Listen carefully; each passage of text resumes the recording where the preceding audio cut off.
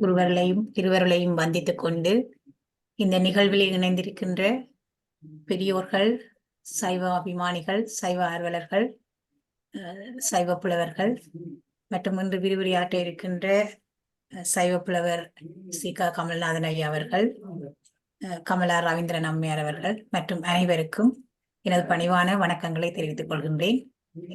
முதலில் தேவார பாராயணத்துடன் இந்த நிகழ்வை ஆரம்பிப்போம். ஓகே, மிக நன்றி. விறகில் தீயுனன் பாலில் படு நெய் போல், விறகில் தீயுனன் பாலில் படு நெய் போல், மறையனுன்றுளன் மாமணி சோதியா. விறகில் தீயும் நன் பாலில் படு நெய் போல், மறையனுன்றுளன் மாமணி சோதியான். உறவு கோல் நட்டு உணர்வு கயிற்றினால், உறவு கோல் நட்டு உணர்வு கயிற்றினால், முருக வாங்கி கடைய முன்னிற்குமே. புராணம். மான்முகில் வளாது பைக மலைவளம் சுரக்க மன்னன், கோன் முறை அரசு செய்க குறைவிலாதுயிர்கள் வாழ்க, நான் மறை அறங்களோங்க நற்றவம் வேள்வி மல்க, மேன்மைகொள் சைவ நீதி மேன்மைகொள் சைவ நீதி மேன்மைகொள் சைவ நீதி விளங்குக உலகமெல்லாம். நம பார்வதி பதையே. ஹரஹர மகாதேவா. நம பார்வதி பதையே. ஹரஹர மகாதேவா. நம பார்வதி பதையே. ஹரஹர மகாதேவா. தென்னாடுடைய சிவனே போற்றி, இந்நாட்டவர்க்கு மனிதா போற்றி, இன்பமே சூழ்க எல்லோரும் வாழ்க. திருச்சிற்றம்பலம். திருச்சிற்றம்பலம். நன்றிகள். தேவார பாராயணத்தை வழங்கிய பெரியவருக்கு நன்றிகளை தெரிவித்துக் கொள்கின்றேன். வாதவுரன் விளம்ப அழகிய சிற்றம்பலமுடையான் எழுதியது என்று இறைவனே தன் கைப்பட பதிவு செய்த சிறப்புக்குரிய இந்த திருவாசகம் தொடர்பான விரிவுரைகளை தொடர்ச்சியாக நடத்துவதற்கு இறையனுடைய திருவருள் கைகூடியுள்ளது. அந்த வகையிலே திருவாசகத்தின் 51 பதிகங்களில் முதலாவது பதிகமாகிய சிவபுராணம் 95 அடிகளையுடைய சிறப்புக்குரிய சிவபுராணம் தொடர்பான விரிவுரையில் இன்றைக்கு 4வது விரிவுரை. அதனை வழங்குகின்ற சைவ புலவர் சங்க தலைவர் சைவ புலவர் சி.க. கமல்நாதன் அவர்கள். அவரை இந்த விரிவுரையாற்ற வருமாறு அன்போடும் பணிவோடும் அழைத்துக் கொள்கின்றேன். வணக்கம் சார். எல்லாம் வல்ல விநாயக பெருமான் வல்லவை மணவாளனுடைய திருப்பாதங்களை பணிந்து கொண்டு, தடைகளை நீக்கி சர்வ சித்திகளையும் விநாயக பெருமான் முன்னின்று அருள வேண்டும் என்று வேண்டி, சிதம்பரத்திலே திருநடனம் புரிகின்ற நடராஜ பெருமானுடையதும் சிவகாமி அம்பிகையினுடையதும் திருப்பொற்பாதங்களையும் மாணிக்கவா சுவாமிகளுடைய பாதங்களையும் பணிந்து வேண்டி, அடியனுடைய குலதெய்வம் குருநாத சுவாமியையும் ஆத்மீக குரு அருட்கை விநாசித்தம்பி புலவர் ஐயாவையும் இந்த வேளையிலே மனம்பாக்குகளால் பிரார்த்தனை பண்ணி,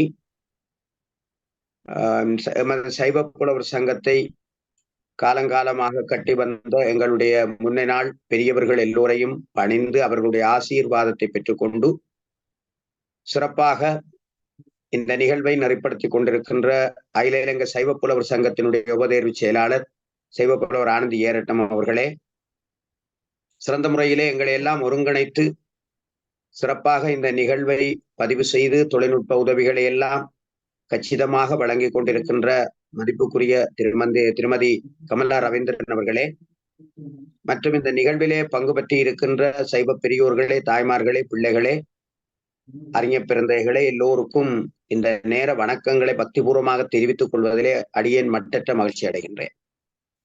தொல்லை இரும்பிறவி சூழும் தளநீக்கி அல்லலறுத்தானந்தமாக்கியதேன் எல்லை மறுவா நெறியளிக்கும் வாதபுரன்கோன் திருவாசகம் என்னும் தேன் என்று திருவாசகத்தை சிரசின் மேலே சூட்டி பணிந்து சிகாய மந்திரமாக வைக்கும் அந்த அரும்பெரும் நுட்பங்கள் எல்லாம் எங்களுக்கு தெளிவடைய வேண்டும் என்று பிரார்த்தனை பண்ணிக்கொண்டு இன்றைய 4வது தினம் என்னுடைய விரிவுரையை தொடர்கின்றேன். இறைவன் திருவருள் துணை கொண்டு. அன்பர்களே, நாங்கள் இந்த சிவபுராணத்திலே 15வது அடியை நான் நேற்றைய தினம் பார்த்தேன் என்று நினைக்கிறேன். 15வது அடியை பார்த்திருக்கிறோம். அந்த 15வது அடியிலே இருந்து நான் தொடர்ந்து இந்த விரிவுரைகளை வழங்குவதற்கு சித்தம் கொள்கின்றேன். எம்பிரானுடைய திருப்பெரும் கருணையினாலே நமச்சிவாய வாழ்க என்று ஆரம்பிக்கின்ற இந்த சிவபுராணம் அனாதி பழமை தொன்மையை சொல்லுகின்ற இந்த சிறப்பு சிந்தனைகளுக்குள்ளே ஆழ்ந்து கொள்கிறோம். பேரன்பர்களே, பெருமதிப்புக்குரியவர்களே, சீரார் பெருந்துரையினம் தேவனடி போற்றி என்ற இடத்திலே நேற்றைய தினம் நிறுத்தி இருந்தேன். அவர் தனக்கு குருவாக வந்து திருப்பெருந்துறையிலே அருளிய அந்த பெருமானை நம் தேவன் என்று சொன்னார். உரிமையோடு சொன்னார். எங்களுக்குரிய கடவுள்.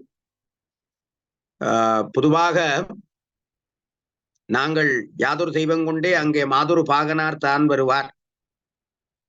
பல தெய்வங்கள் எல்லாம் இருந்தாலும் சிவபெருமான் சைவ சமயத்தவருக்கென்று விசேடமான உரியவர் என்பதால் மாணிக்கவா சுவாமிகள் இந்த இடத்திலே நீங்கள் பார்த்தால் தெரியும், நம் தேவன் என்று உரிமையோடு குறிப்பிட்டார். அது தவறு அல்ல. ஆகவே அந்த இடத்திலிருந்து நான் தொடர்கிறேன். 16வது அடியாக மாணிக்கவா சுவாமிகள் அற்புதமாக கூறியது ஆராத இன்பம் அருளும் மலை போற்றி. இந்த ஆராத இன்பம் என்பது நாங்கள் தெவிட்டாத இன்பம் என்று சொல்லலாம். பேரானந்தம். உண்மையிலே அந்த ஆராத இன்பம் என்பது எது? பேரின்பம்தான். அது ஒரு பக்குவ நிலைக்கு மேலே நாங்கள் போகின்ற போது இந்த பேரின்பம்தான் மேலானது என்பது உணர்ந்து கொள்கின்ற ஒரு சந்தர்ப்பம் எங்களுக்கு உருவாகும். ஆரம்பங்கள்ல இந்த உலகியல் இன்பங்கள், சிற்றின்பம், உலக பொருட்களாலே வருகிற இன்பங்கள் அதெல்லாம் பெரிதாக எங்களுக்கு தெரியும்.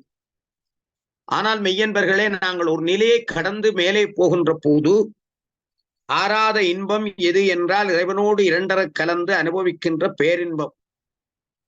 அந்த தவிட்டாத ஆனந்தத்தை ஊட்டியருளுகின்றவன் இங்கே மலைக்கு ஒப்பாக சிவபெருமான் வணக்கம் செலுத்தப்பட்டிருப்பதை நீங்கள் பார்க்கலாம்.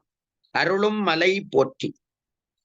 உண்மையிலே இந்த மலை என்று சொல்லுகிற போது அது எதை நினைக்க தோன்றுகிறது என்றால் கைலாய சிகரத்தை தான் எங்களுக்கு குறிக்கும்.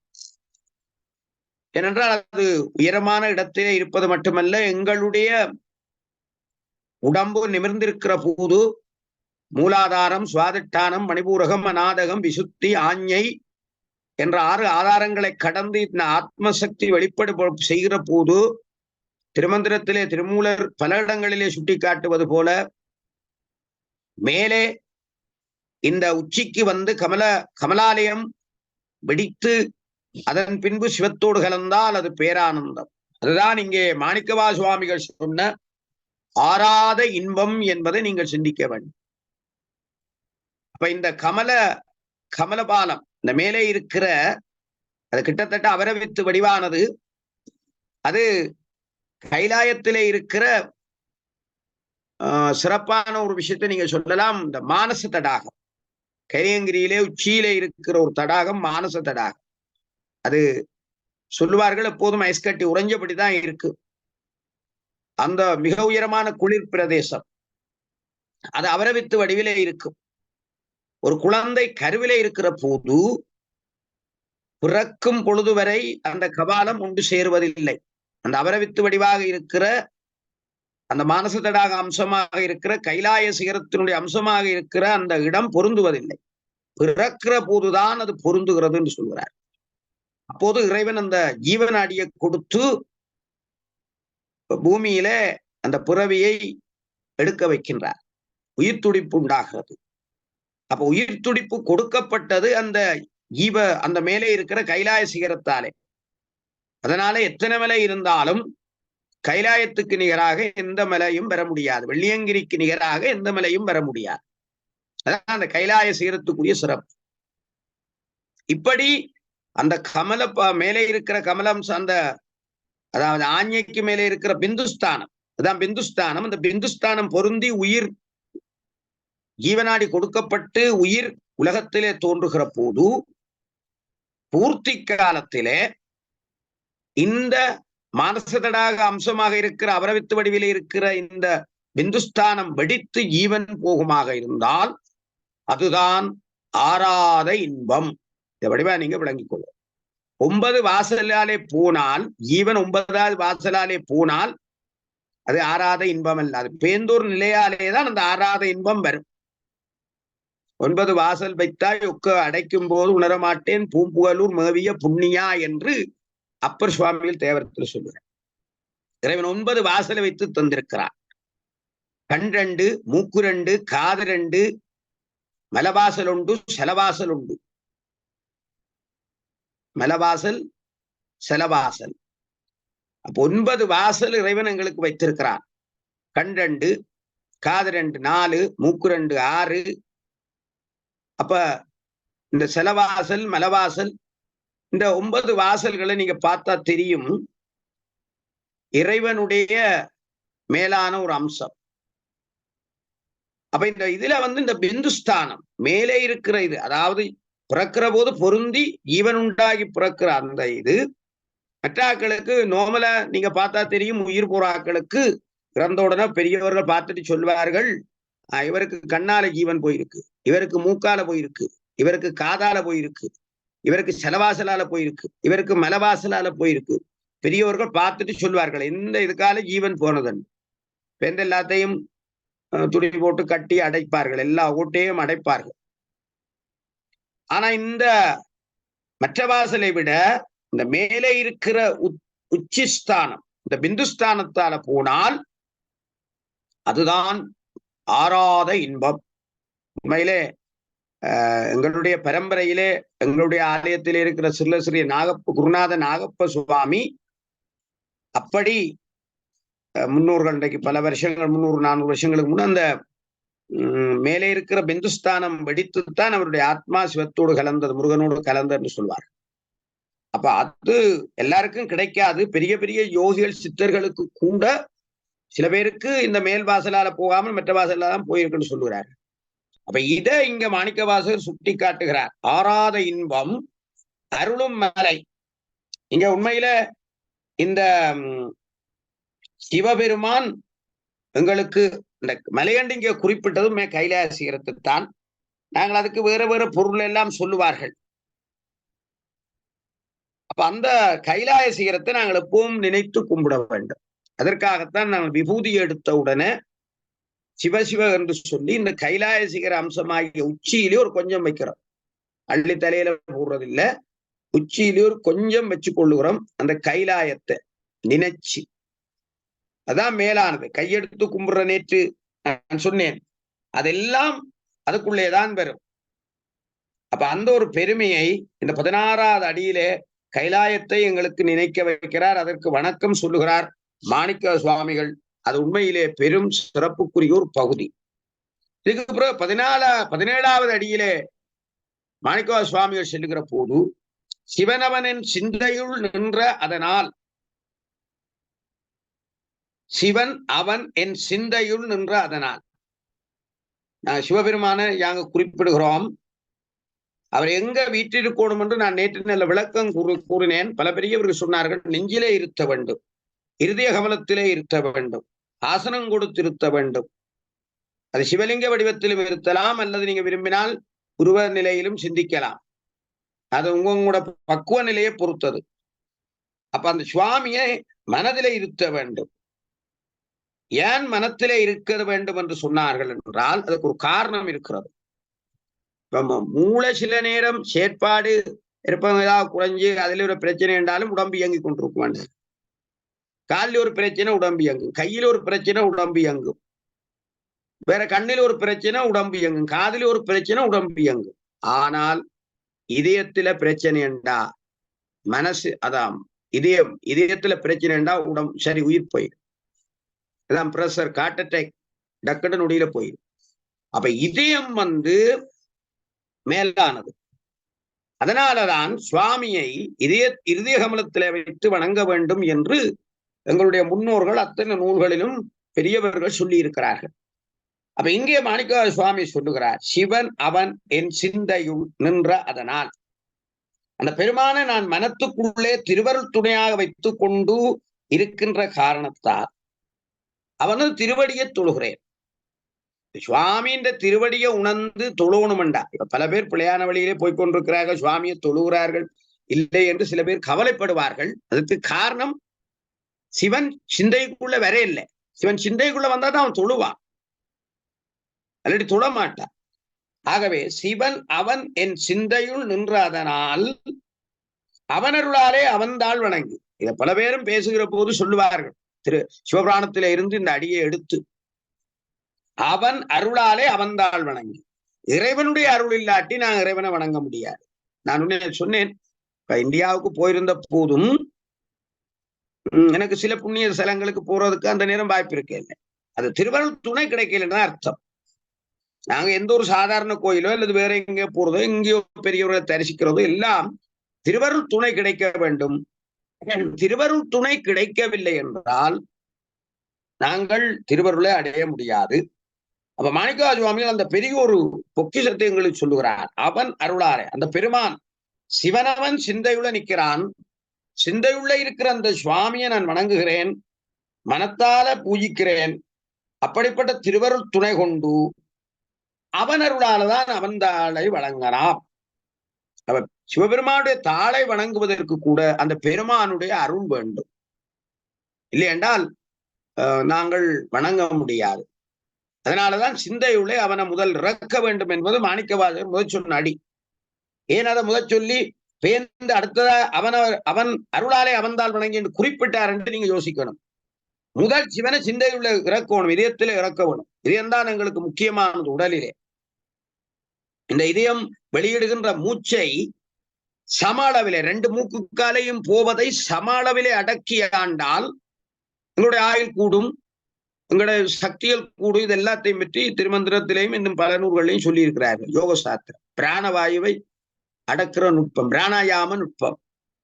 அட்டாங்க யோக பயிற்சிகள்ல பிராணாயாம நுட்பம். அந்த பிராணாயாம நுட்பத்தையும் இங்கே சிவபெருமானை வச்சுக்கொண்டு சொல்லுகிறார் மாணிக்கவா. சிவனவன் சிந்தையில நின்றால் இந்த மூச்சு காத்தெல்லாம் தூய்மையானதாக சம அளவில போகும். அது எங்களுக்கு எல்லா வகையிலும் சிவம் பிரகாசிக்க செய்யும். அப்படி செய்கிற அதே நேரம் அந்த பெருமானுடைய திருவருள் வரும். அந்த திருவருள் இருக்கிற போது அந்த பெருமானுடைய திருவடிகளை வணங்குகிற நிலை வரும். இப்படி சொன்னவர் 19ஆவது சொன்னார், சிந்தை மகிழ சிவபுராணம் தன்னை முந்தை வினை முழுதும் ஓய உரைப்பன் யான். 20ஆவது அடி. சிந்தை மகிழ, சிந்தை அதாவது எங்களுடைய சிந்தனை. இப்ப இதுல சிந்தை என்ற சொல்லு நாங்கள் பார்க்க வேண்டும். ஒன்று எங்களுடைய இதயத்தை மகிழ்கிறது சொல்வார்கள். இருதய சமர்ப்பணம், இருதய மகிழ்ச்சி. இதயத்துல மகிழ்ச்சி வரும். நாங்கள் காதல் பண்ற போதும் உலகியல்ல சொல்லுவார்கள், இதயத்தை 2 கீறி நடுவில் ஒரு அம்பை கீறி விடுவோம். அது 2 பேருடைய இதயத்தையும் அன்பு என்ற அம்பு ஊடுருவி செல்கிறது. இங்க சிந்தை மகள என்ற 2 விஷயத்தை இதுக்குள்ள முக்கியப்படுத்துகிறார் மாணிக்கவா சுவாமிகள். இந்த சிந்தனை என்று சொல்லுவோம். மனிதனுக்குரிய மிகச்சிறந்த அறிவு, 6வது அறிவு சிந்திக்கின்றார்கள். விலங்குகளுக்கு அது கிடையாது, 5 அறிவு. இப்ப 6 அறிவண்டா இது பல பேர் பல ஆராய்ச்சியை செய்திருக்கிறார்கள். நம்மை பொறுத்தவரை உண்மையிலே 6வது அறிவு மனிதனுக்கு சிந்திக்கிறார்கள். அந்த சிந்தனை என்பதுதான் மனிதனுக்குரிய பெரிய ஒரு விஷயம். அது கொஞ்சம் மூளையோடு தொடர்பட்டது, அது அறிவோடு தொடர்பட்டது. மூளையோடு தொடர்பட்டது, அறிவோடு தொடர்பட்டது. இப்ப ஒரு மாடு அல்லது ஒரு நாய் தூரத்தில ஒரு துலா தெரிந்தால் அங்க கிணறு இருக்கும் என்று சிந்திக்காது. ஆனா மனிதன் தூரத்தில் ஒரு துலாவை கண்டுட்டான் என்றால், துலா இருக்கிறபடியா அங்க கிணறு இருக்கும், கிணறு இருக்கிறபடியா நீர் இருக்கும், அங்க போனா நீர் குடிக்கலாம் என்றெல்லாம் சிந்திப்பான். அஞ்சறிவு உள்ளதுகள் அப்படி சிந்திக்க மாட்டேது. சிலது பழக்கப்பட்டுட்டால் அப்படி சிந்திக்கும். இப்ப பாருங்க, சில மாடுகள் டெப்பில போய் தாங்களே தண்ணியை துறந்து போட்டு தண்ணி தாத்து தண்ணி குடிக்குது. அது மனிதர்கள் திறந்து குடிக்கிறத பார்த்து அது தெய்வீகமா சிந்திச்சுட்டு அப்படி செய்யுது. சில ஜீவராசிகள் நீங்க பார்க்கலாம்.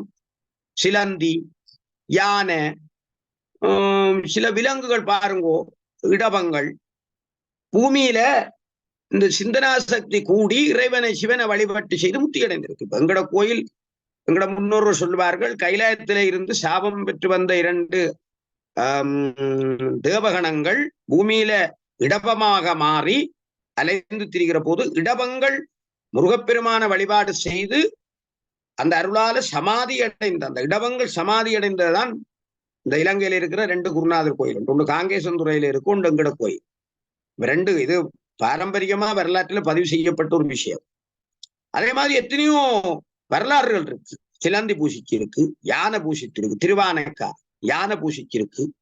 இப்படி எத்தனையோ அதுகளுக்கு இறைவன் சில நேரம் முன்வினை பயனால அவைகளுக்கு இந்த சிந்தனை ஆற்றலை கொடுக்கிற போது சிவத்தை கும்பிடணும் ஒரு சிந்தனை அவர்கள் இந்த விலங்குகளுக்கு வருது. ஆனா மனிதனுக்கு இயல்பாகவே இந்த சிந்தனை சக்தியை இறைவன் கொடுத்திருக்கிறார். அதுதான் 6வது அறிவு. இப்ப இங்க சிந்தை மகிழ என்ற 2 விஷயம் நீங்க சிந்திக்கணும். ஒன்று, இந்த இதயம் மகிழக்கூடியதாக.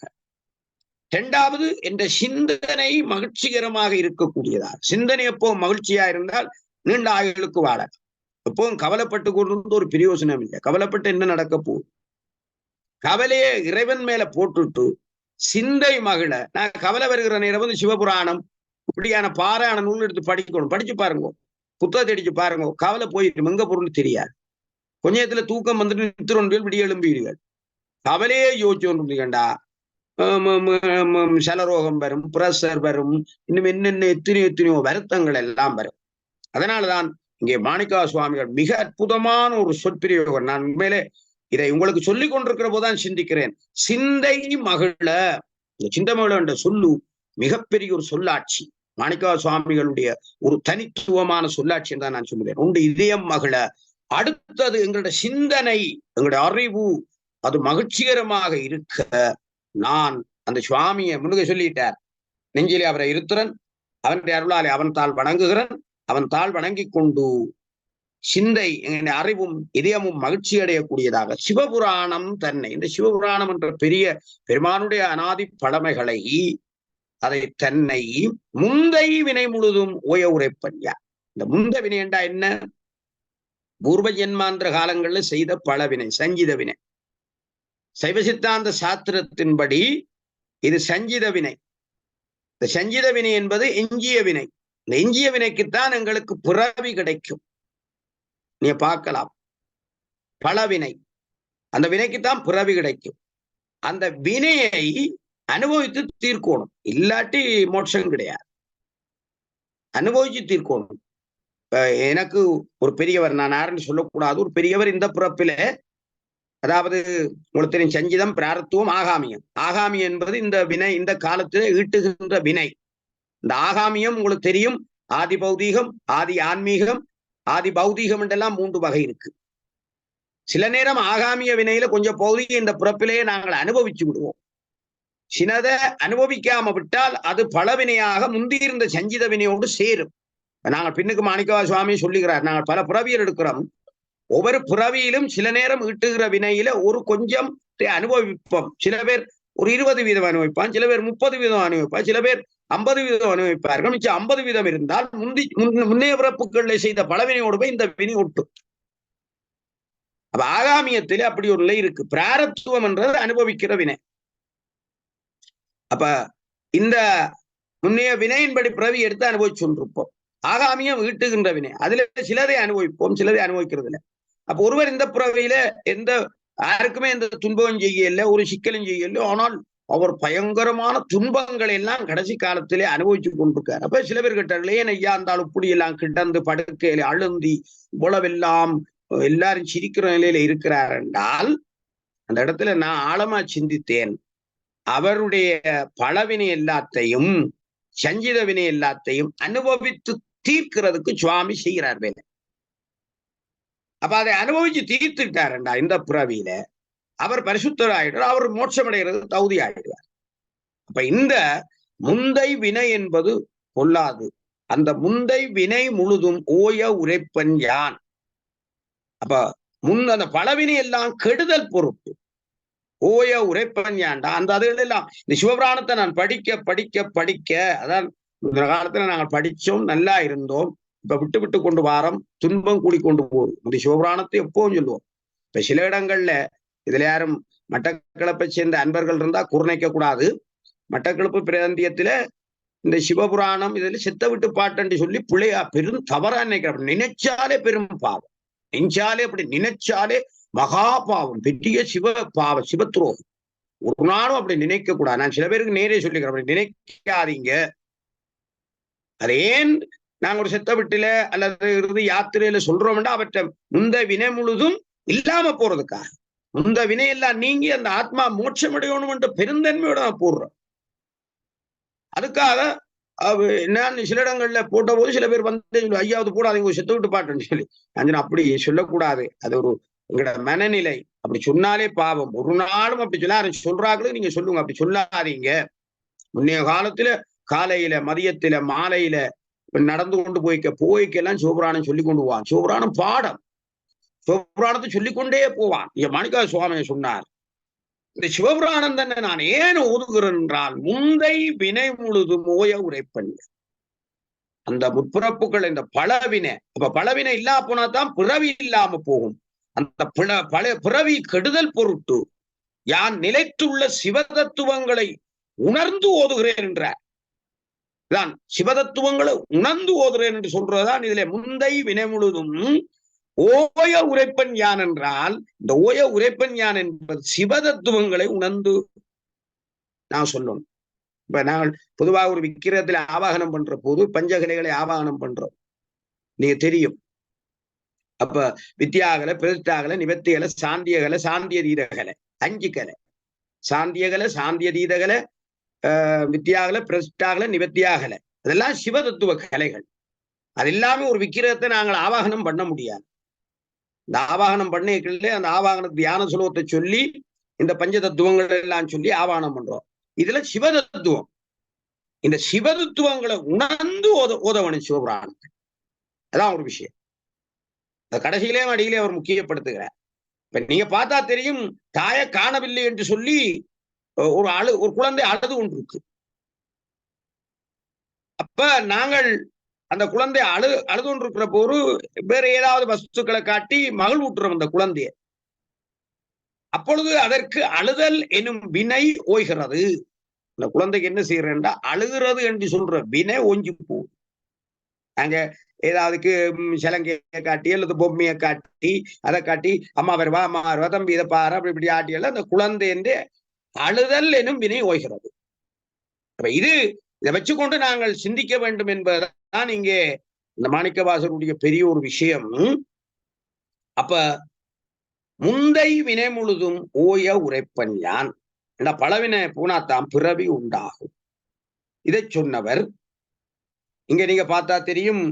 இந்த போற்றி என்பதை பெருமான் மாணிக்கவாச சுவாமிகள் பெருமான் ஆறாத இன்பம் அருளுமலை போற்றி என்று சொல்லிவிட்டு நிறைவு செய்து விட்டார்.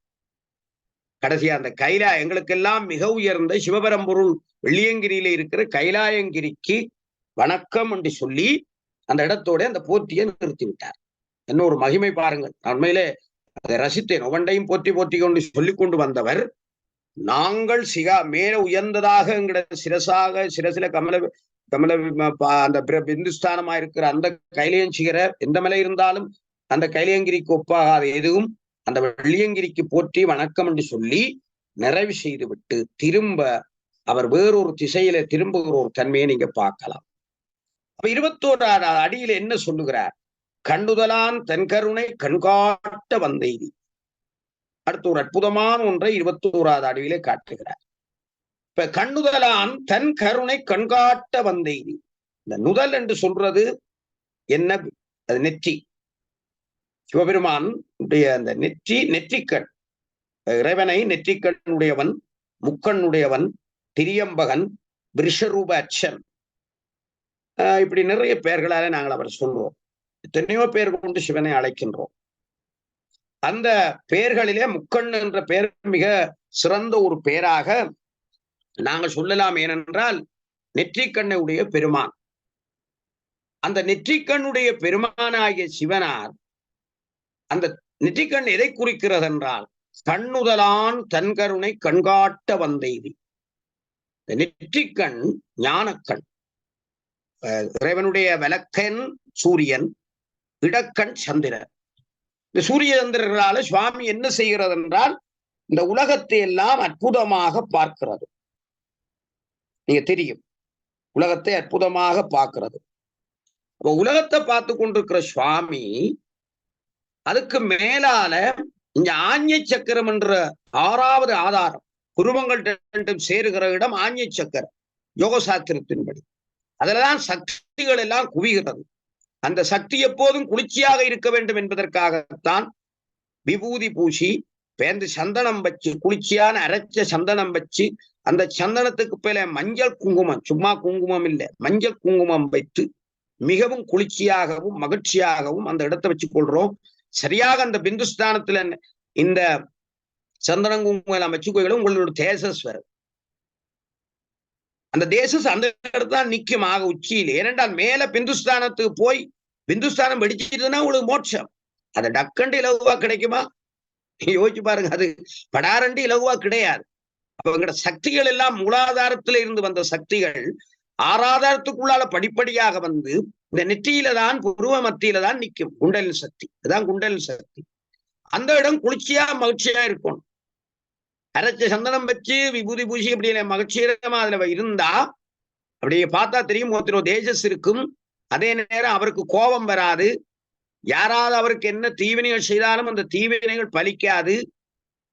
யாரும் வசியம் பண்ண முடியாது. அதான் முந்தின காலத்துல பெண்களை குங்குமம் வைக்கும் கட்டாயமா சொல்றது. குங்குமம் சரியா வச்சா ஒன்று அவ கல்யாணம் கட்டி விட்டார் என்று இருக்கு, மற்றது இந்த வசியத்துக்கும் ஆளாக மாட்டார். ஒட்டு போட்டு வச்சா வசியமாகும். அதான் இப்ப வசியம் பண்ணி கணக்க பிரச்சனையே நடக்குன்னு சொல்றாங்க. பொம்பளையில வசியம் பண்ணி விட்டுருவாங்க. வசிய மந்திரங்கள் இருக்கு, வாகனங்கள்ல இருக்கு, இல்லையென்று நீங்க கேட்கக்கூடாது. சரியான முறையில் அந்த மந்திரத்தை பிரயோகம் பண்ணா வசியம் பண்ணலாம். ஆனா சரியா இந்த புருவ மத்தியில இந்த விபூதி சந்தனம் குங்குமம் முறைப்படி அணிந்திருந்தா எந்த கொம்பனும் வசியம் பண்ண இயலாது. அந்த குண்டலி சக்தி வசியம் பண்ண விடாது. அப்படி ஒரு சிறப்பு அதற்கு உண்டு. அந்த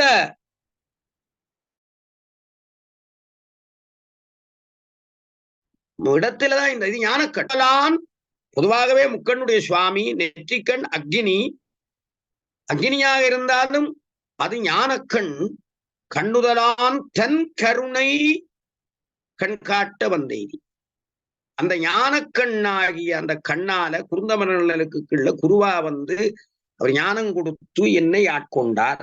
அப்ப இந்த மற்ற கண்களை விட சுவாமியினுடைய இந்த ஞானக்கண் பார்வை எங்களுக்கு அவசியம் என்பதை மிக அற்புதம் வாய்ந்ததாக மாணிக்க சுவாமிகள் இந்த இடத்தை காட்டுகிறார். அதனால பெருமானுடைய ஞானக்கண் பார்வை கிடைக்கணும் என்று ஒரு நாள் பிரார்த்தனை பண்ணி அவரை வழிபாடு செய்ய வேண்டும். பொதுவாக இந்த கண்டுதலான் என்ற விஷயத்தை கண் சுமந்த நெற்றி கடவுள், கண்டுதலான் ஒரு காதலை நிற்கவும் திருமந்திரத்தில் அப்படி வருது. இப்படி வேறு வேறு இடங்கள நிறைய சொல்லப்படுவதை நீங்க பார்க்கலாம்.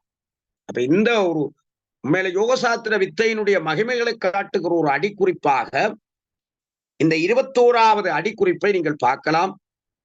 ஆகவே இறைவனுக்கிடம் இந்த ஞானக்கண் பார்வை எங்களுக்கு வேணும் என்று சொல்லி நீங்க சிந்திக்க வேணும். அதுதான் உங்களை உய்விக்க வல்லது. மாணிக்க சுவாமிகளை உய்வித்தது அது.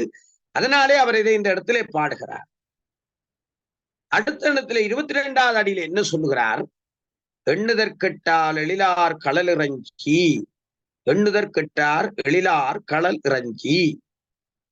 இங்க இந்த எழிலார் கடல், எழிலார் என்றது அழகு நிறைஞ்சன்னு சொல்லி, நாங்கள் சில பேருக்கு எழில் வேந்தன், எழில் அரசி இதெல்லாம் வைப்போம். ரொம்ப அழக, சில அழகில்லாக்களுக்கும் அப்படி பேர் வைப்போம். எழில் அரசி, எழில் வேந்தன், எழில் என்று சொன்னா அழகு நிறைந்தது என்பது பொருள். எழிலார் கடல் இறங்கி, சிவபெருமானுடைய நீங்க பார்த்தா தெரியும், நடராஜ பெருமானுடைய பாதத்தை பாருங்க, என்ன வடிவு, என்ன அழகு. அந்த அந்த வீரக்கழல், நான் அந்த வீரக்கழலை பற்றி முன்பு நிறைய சொல்லி இருக்கிறேன். அந்த சிலம்பு பூண்ட அந்த பாதம், என்ன ஆசை, அதை பார்த்தா பார்த்து கொண்டே இருக்கும் பேரானந்தம் கிடைக்கும். அந்த இதைத்தான் சொல்றார், எழிலார் கடல் இறைஞ்சி. அந்த எழிலார் கடல் இறைஞ்ச வேணும். இறைஞ்சுதன்றா வணங்குதல். அப்ப எண்ணுதற்கெட்டா எழிலார் கடல் இறைஞ்சி. இங்கேயும் கணக்கிட முடியாத மகிமைகளுடையது சிவபெருமானுடைய திருவடி. அதுக்கு நிறைய எத்தனையோ சிவமகாபுராணத்துல வருது, கந்த புராணத்துல வருது, எல்லா புராணங்கள்லையும் சிவானுடைய பெருமைகளை சொல்லுகிறது, இதிகாசங்கள் சொல்லுகிறது. எங்குமே சிவபெருமான் அந்த திருவடியினுடைய மகிமை சொல்லப்படுகிறது. அதை மாணிக்கவாசகர் சொன்னார், எண்ணுதற்கெட்டா கணக்கிட முடியாத மகிமைகளை உடைய சிவபெருமானுடைய திருவடிகள். அந்த திருவடி எப்படிப்பட்ட திருவடி?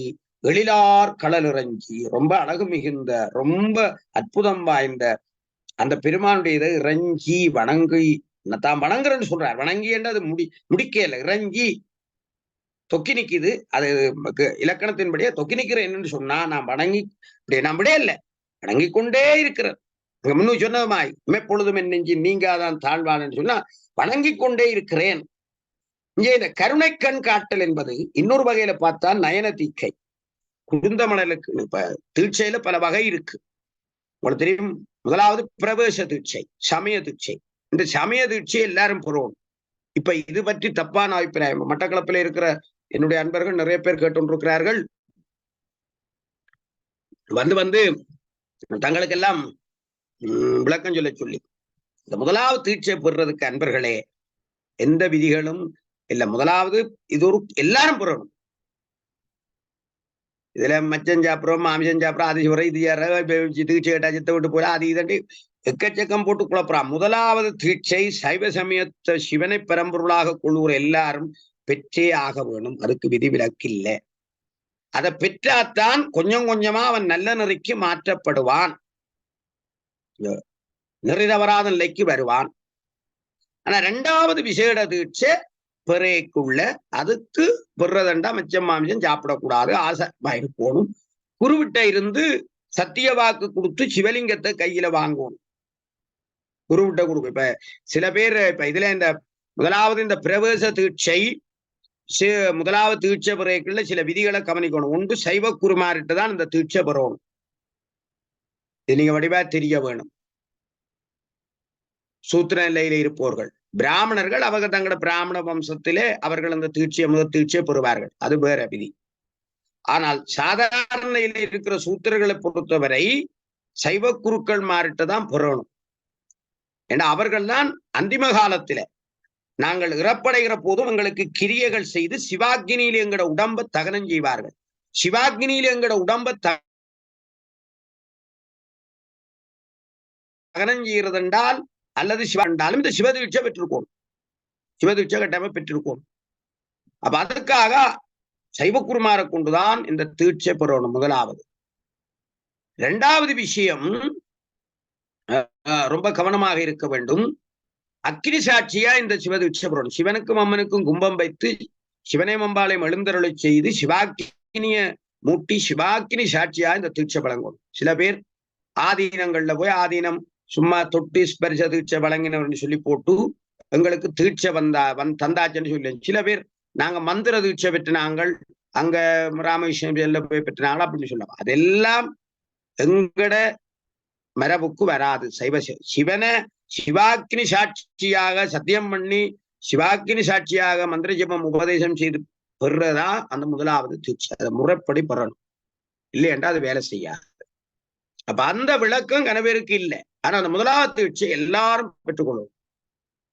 இரண்டாவது தீட்சைய பிறகுல அந்த குரு தீட்சா குரு சத்தியம் பண்ணி சிவலிங்கம் கையில தருவர். நீ மரண பரியந்தம் காலம் வரை இந்த சிவலிங்க பெருமானை கைவிடக்கூடாது, எங்க போனாலும் இந்த சிவலிங்க பெருமானை கொண்டு சென்று சிவபூஜை செய்துட்டுத்தான் நீ உணவு உட்கொள்ள வேண்டும், என்ன காரியம் செய்யணும். சிவபூஜை செய்யாம எதுவுமே செய்ய கடைசி 3 மற்ற நேரங்களில் பின்னேரம் மாலையில எல்லாம் செய்யலாட்டிலும் காலமும் சிவபூஜை செய்தான், தேத்தனி குடிச்சான தண்ணி குடிச்சான சாப்பிட்டான்னு எதுவும் செய்யணும் என்று சொல்லி சத்திய வாக்கு கேட்டுத்தான் கொடுப்பார். அது சனியலிங்கம். சில பேர் பஞ்ச உலோகங்கள்ல அல்லது மாணிக்கத்தில அல்லது வேற இதுல தங்கத்தில இதுல லிங்கம் செய்து அது எல்லா இடம் கொண்டு திரிகிற எல்லாம் கஷ்டம் என்று போட்டு 12 வகையில சனிகலிங்கம் இருக்கு. சனிகலிங்கம் பூஜித்த உடனே கைவிடப்படும் லிங்கம். சந்தனத்திலேயோ அல்லது ஒரு அரிசி மாவிலையோ இன்னும் வேற உருத்திராட்சத்தை வச்சோ ஏதோ ஒன்றை வச்சுட்டு நாங்க இப்போ அதை சில பேர் சந்தனத்தை வச்சுட்டு இப்போ இந்த உடம்பெல்லாம் பூசி நிர்மாலியம் அதை பண்ணிட்டு அதை சுவாமியை யதாஸ்தானம் சொல்லிட்டு அதை பூசி கொள்வார் பிள்ளையார் பிடிக்கிறது மாதிரி. அப்ப அது 12 வகையில சனிகலிங்கம் இருக்கு. அப்ப அது கட்டாயமா மச்சமான விஷயம் சாப்பிடக்கூடாது. 3வது நிர்வாண தீட்சை. அது மிகச்சிறந்த யோகிகள் ஞானிகளால மோட்சம் கொடுக்கிறது. 3வது தீட்சை மோட்சத்தை கொடுக்குற தீட்சை. இதுல இந்த எங்கட சமய தீட்சையில பிரவேச தீட்சையில சிவாக்கினி சாட்சியாக தீட்சை பெற்ற பிறகுதான் மற்ற தீட்சைகள் பெறலாம். இது நயன தீட்சை, ஸ்பர்ஷ தீட்சை, யோக தீட்சை, சாஸ்திர தீட்சை, வாசக தீட்சை, மற்ற இந்த மற்ற தீட்சைகள் எல்லாம் எங்களுக்கு பெறுறதுக்கு அனுமதி இருக்கு. சிவாக்கினி சாட்சியா பிரவேச தீட்சை பெறாமல் நான் நயன தீட்சை பெற்று நான் ஸ்பர்ஷ தீட்சை பெற்ற செய்யலாம். நீங்க அப்பர் சுவாமியின் மற்ற எல்லாம் பாருங்கோ. அவைகள் முதல் பிரவேச தீட்சை அதெல்லாம் பெற்ற பிறகுதான் சிவபெருமான் மற்ற இடங்கள்ல ஒரு கத்தலையில திருவடியை வச்சு திருவடி தீட்சை கொடுத்திருப்பார். பார்வையால நயன தீட்சை கொடுத்திருப்பார். மாணிக்கவா சுவாமிகளுக்கு கூட பாருங்கோ. அவர் முதலே ஜெயபடி தீட்சை எல்லாம் பெற்றுட்டார். அந்த ஒழுக்கத்திலே ஒழுகி கொண்டுதான் மந்திரியா இருந்தவர். அப்படியே ஒரு ஒழுகி கொண்டு ஒரு நெறிமுறைகளை நிக்கதான் சுவாமி குருந்தவனன்ல நயன தீட்சை காட்டுற. அந்த நயன தீட்சையை தான் இங்க சுட்டி காட்டுற. இங்க கண்டுதலான் தன் கருணை கண்காட்ட வந்தைதி அந்த நயன தீட்சை தான் சொல்லுவார். ஆகவே இந்த விஷயத்திலே எங்களுடைய அன்பர்கள் தெளிவா இருக்கணும். எங்களுடைய பெரியாக்கள் சில பேர் சைவ புலவர்மார்களுக்கு கூட சில பேர் தெளிவில்லை. நான் பார்த்துக்கிறேன். குழம்பி சொல்லி கொடுத்துருக்கிறேன். ரொம்ப ரொம்ப கவனமா இருக்கணும். இந்த தீட்சைகள் முறைப்படி சரியா பெற்றுக்கொண்டாதான் அது வேலை செய்யும். அவை பிரவேச தீட்சை எல்லாரும் பெறணும். தேவையில்லா பிரச்சாரங்களை செய்து ஒரு தடவை குழப்பாதே. முதலாவது தீட்சை எல்லாரும் பெறணும். இல்லாம இருக்க முடியாது. பெற்றாத்தான் சுவாமியின் நெற்றிக்கண்ணூடாக கிடைக்கிற ஞான தீட்சை கிடைக்கும். அப்ப அந்த ஒரு சிறப்பு பெருமாளுடைய திருவடிகளுக்கு எண்ணுதற்கிட்டாத அற்புதங்கள் இருக்கு. அது எல்லாத்தையும் மாணிக்கவா சுவாமிகள் இந்த இடத்திலே காட்டுவது மிக முக்கியமானது. 23வது அடிக்கு நாங்கள் போறோம். விண்ணிறைந்து மண்ணிறைந்து மிக்காய் விளக்கொழியாய் எண்ணிறந்து எல்லை இலாதானே நின்பெரும் சீர் பொல்லாவினையேன் புகழுமாறு ஒன்றறியேன். இந்த 3 அடிகளும் ஒரு தொடர்ச்சி தன்மையோடு இருக்கிற ஒரு அற்புதத்தை நீங்கள் பார்க்கலாம். விண்ணிறைந்தும் மண்ணிறைந்தும் தங்களுக்கு இலகுவாக இருக்கிற ஒரு விஷயம். பெருமான் பஞ்சபூதங்களெங்கும் நீக்கமர நிறைந்திருக்கிறார். அட்டமூர்த்திகளாக இருக்கிறார். அப்ப எல்லா இடம் நீக்கமர நிறைந்திருக்கார். அப்ப இதை அப்பர் சுவாமிகள் அழகாக சொன்னார். திருச்சிற்றம்பலம் ஓசையொலியலாம் ஆனாய் நீயே உலகுக்கொருவனாய் நின்றாய் நீயே வாசமலரெலாம் ஆனாய் நீயே மலையான் மருகனாய் நின்றாய் நீயே பேச பெரிது மினியாய் நீயே பிரானாய் அடி என் மேல் வைத்தாய் நீயே தேச விளக்கெலாமானாய் நீயே திருவையாரகலாத செம்பொற்சோதி சோதி நீயேண்டு வராது. திருச்சிற்றம்பலம் திருவையாரகலாத செம்பொற்சோதி. இங்கேயும் பாருங்க. இந்த அடியிலேயும் அப்பர் சுவாமிங்க தேசன் என்ற சொல்ல பயன்படுறார். இங்கே மாணிக்கவாசகரும் தேசன் அடி போட்டி என்று பயன்படுற. தேசன் என்ற சொல்லு தேசிகன் தேசன் என்ற சொல்லு ஒரு எங்கட தமிழாட்சியிலும் சைவ மரபிலும் ஒரு அற்புதம் ஒரு சொல்லு நீங்க பார்க்கலாம். அப்ப ஓசை ஒலியலாம். ஓசைக்குள்ள இருக்கிறாய். ஒலிக்குள்ள இருக்க ஓசை ஒலி எலாமான ஆனிய உலகு குருவனா நிற்கிறாய். உலகு குருவ வாசமலர் வாசன் நிறைந்த மலருக்குள்ள இருக்கிறாய். மலையான் மருகனா வந்த நீ எங்களால பேசுறதுக்கு எல்லாம் பெரியா நீ பிரானாய். இப்ப தீட்சை கொடுத்து பிராண அடியன் மேல் வைத்தாய். திருவடியை வச்சு எனக்கு தீட்சை தந்தாய். இடபக்குறி சூலக்குறி எல்லாம் பொறிச்சு வச்சாய். தீட்சை தந்தாய். எல்லாத்தையும் செய்து பெருமான் சொல்ற. அப்ப இறைவன் பஞ்சபூதங்கள் நிலநீர் காற்று ஆகாயம் பஞ்சபூதங்களுக்குள்ளையும் சூரியன் சந்திரனுக்குள்ளையும் எங்களுடைய ஆன்மாவுக்குள்ளையும் கலந்தும் மறைந்தும் செறிந்தும் நிற்கிறார். இனி மறந்து போகக்கூடாது. அந்த ஒரு விசேஷத்தை இங்க சொன்னார். விண்ணிறைந்தும் மண்ணிறைந்தும் மிக்காய் விளக்கொழியார். இந்த இதுக்குள்ளே ஒரு விளக்கொளியாய் என்றது கட்புலனாகின்ற பிரகாசத்தை உடையவனே என்ற அடிப்படையிலே நாங்கள் சிந்திக்க, விளக்கு ஒளியாய் அந்த பெருமான் பிரகாசம் மிக்கவர். அப்ப இதுல இன்னொரு விசேஷம் பார்க்கலாம். விண்ணறைந்தும் மண்ணறைந்தும் மிக்காய் விளக்கொளியாய். இது எல்லாத்துக்களையும் பஞ்ச அட்டமுத்தங்களுக்கு எல்லாம் சுவாமி கலந்திருந்தாலும் தன்னுடைய தனித்தன்மையால, தன்னுடைய சுரூப லட்சணத்தால எல்லாத்தையும் அவர் கடந்து நிற்பார். மிக்காய் விளக்கொளியார். ஒளியா நிற்கிறது அவருடைய மேலான நிலை. அந்த ஒளியா நிற்கிற நிலை மேலானது. அந்த மிக்கா என்றதுக்கு எஞ்சியிருப்போன் என்று கூட ஒரு பொருள் சொல்லலாம். புகழுமாறு, அது தொடர்ச்சி அங்கால வருது. அப்ப இந்த அங்கால பின்னுக்கு வர்ற நீங்க பார்க்கலாம். அப்ப வானுலகு நிலவுலகு எல்லாம் நிரம்பி இருக்கிறார், நிலநீர் எல்லாத்திலும் இருக்கிறார். பேர்ந்து அதை கடந்து அதன் ஒன்றாய் உடனாய் வேறாய் அப்பாலும் இருக்கிறார். கற்புலனாகின்ற ஜோதியாய் இருக்கிறார். கற்புலனாகாத சுரூப நிலையிலே அளவு கடந்த பரம்பொருளாக நிறைந்திருக்கிறார். அவரை நாங்க எப்படி எப்படி இருப்பார் என்று சொல்ல முடியாது. நான் சிறிதும் அறிந்திலேன். ஏன் என்றால் அவர் சொல்றார், நான் வினையில கட்டுண்டிருக்கிறதால நான் இது எல்லாத்தையும் அறியல்னு சொல்றேன். உண்மையில மாணிக்கா சுவாமிகளே அந்த இடத்துல நான் முழுக்களும் அறியல் இன்றைக்கு நாங்கள் அறிந்தோம்னு சொல்றது எவ்வளவு தூரம் நாங்க சிந்திக்கணும். நான் உடனே அந்த இடத்துல யோசிக்கிறது. அவரே சொல்லுறார், நான் வினையில பல வினைகளுக்குள்ள கட்டுப்பட்டு எல்லாம் இருக்கிறதால இந்த அம்சங்கள் எல்லாத்தையும் நான் அறிஞ்சு கொள்ளலையப்பா. உண்மையில சொருப லட்சணத்தை நான் உணர்ந்து கொள்ளவே முடியாது. எண்ணிறந்தெல்லை இல்லாதானே நின் பெரும் சீர். அப்ப எண்ணிறந்த அது நாங்கள் அவற்றை சக்திகள் எல்லாம் சொல்ல முடியாது. அப்ப சீரண்டு சொல்லிக்கல உங்களுக்கு விளங்க வேணும். ஒழுங்கோடு கூடிய இயற்கையின் அமைப்பைத்தான் இங்க சீரண்டு சொல்லுது. ஒழுங்கோடு கூடிய இயற்கையின் அமைப்பு. இந்த இயற்கை அமைப்பை இறைவன் சரி அற்புதமா படைச்சிருக்கிறார். இந்த உயிர்கள் உங்களுக்கு தெரியும், தனிகரண போனத்தை கொடுக்கிறார். இந்த உயிர்கள் வினைகளை எல்லாம் அனுபவிச்சு முடிச்சு தன்னிட்ட வரணுமென்றதுக்காக அந்த பெரிய ஒரு வேலையை சுவாமி செய்கிறார். ஆகவேதான் நீங்க பார்த்தா தெரியும், அந்த ஒரு அற்புதத்தை இந்த மாணிக்க சுவாமிகள் இந்த இடத்திலே சொல்லுகிறார். அப்ப எண்ணிறந்தெல்லை லாதானே நின் பெரும் சீர் பொல்லாவினையேன் புகழுமாறு ஒன்றறிய. என்னட்ட இருக்கிற இந்த பொல்லாவினையாலதான் இந்த போற்றுகிற வழிகளை, அது உன்னை புகழுமாறு ஒன்றறியன்னா போற்றுகிறோம். உன்னை போற்றி துதிக்கின்ற வழிகளை எல்லாம் நான் அறியாமல் அதுக்குள்ள எல்லாம் இந்த வினையாலதான் நான் நிக்கிறேனப்பா. என்னை இந்த வினையில இருந்து விடுவிச்சு எனக்கு நீ உன்னை அறியக்கூடிய ஒரு நிலையை தர வேணும் என்று அவர் பிரார்த்தனை பண்ணுகிற ஒரு அம்சம்தான் நாங்கள் இந்த விஷயத்துக்குள்ள நாங்கள் சொல்லக்கூடிய. அப்ப இந்த உண்மையில இதுக்குள்ள சிவபெருமானுடைய அனாதி பெரும் பழமை சிறப்புகளை சொல்லுகிறார். அதே நேரம் தன்னுடைய நிலையை சுட்டி காட்டுகிறார். இந்த தீய வினைகள் இதெல்லாம் இருக்கிறாலும் உன்னுடைய முழுமையான அருளை அறிஞ்சு கொள்ள முடியாம இருக்கிறேன் என்று சொல்லுகிறார்.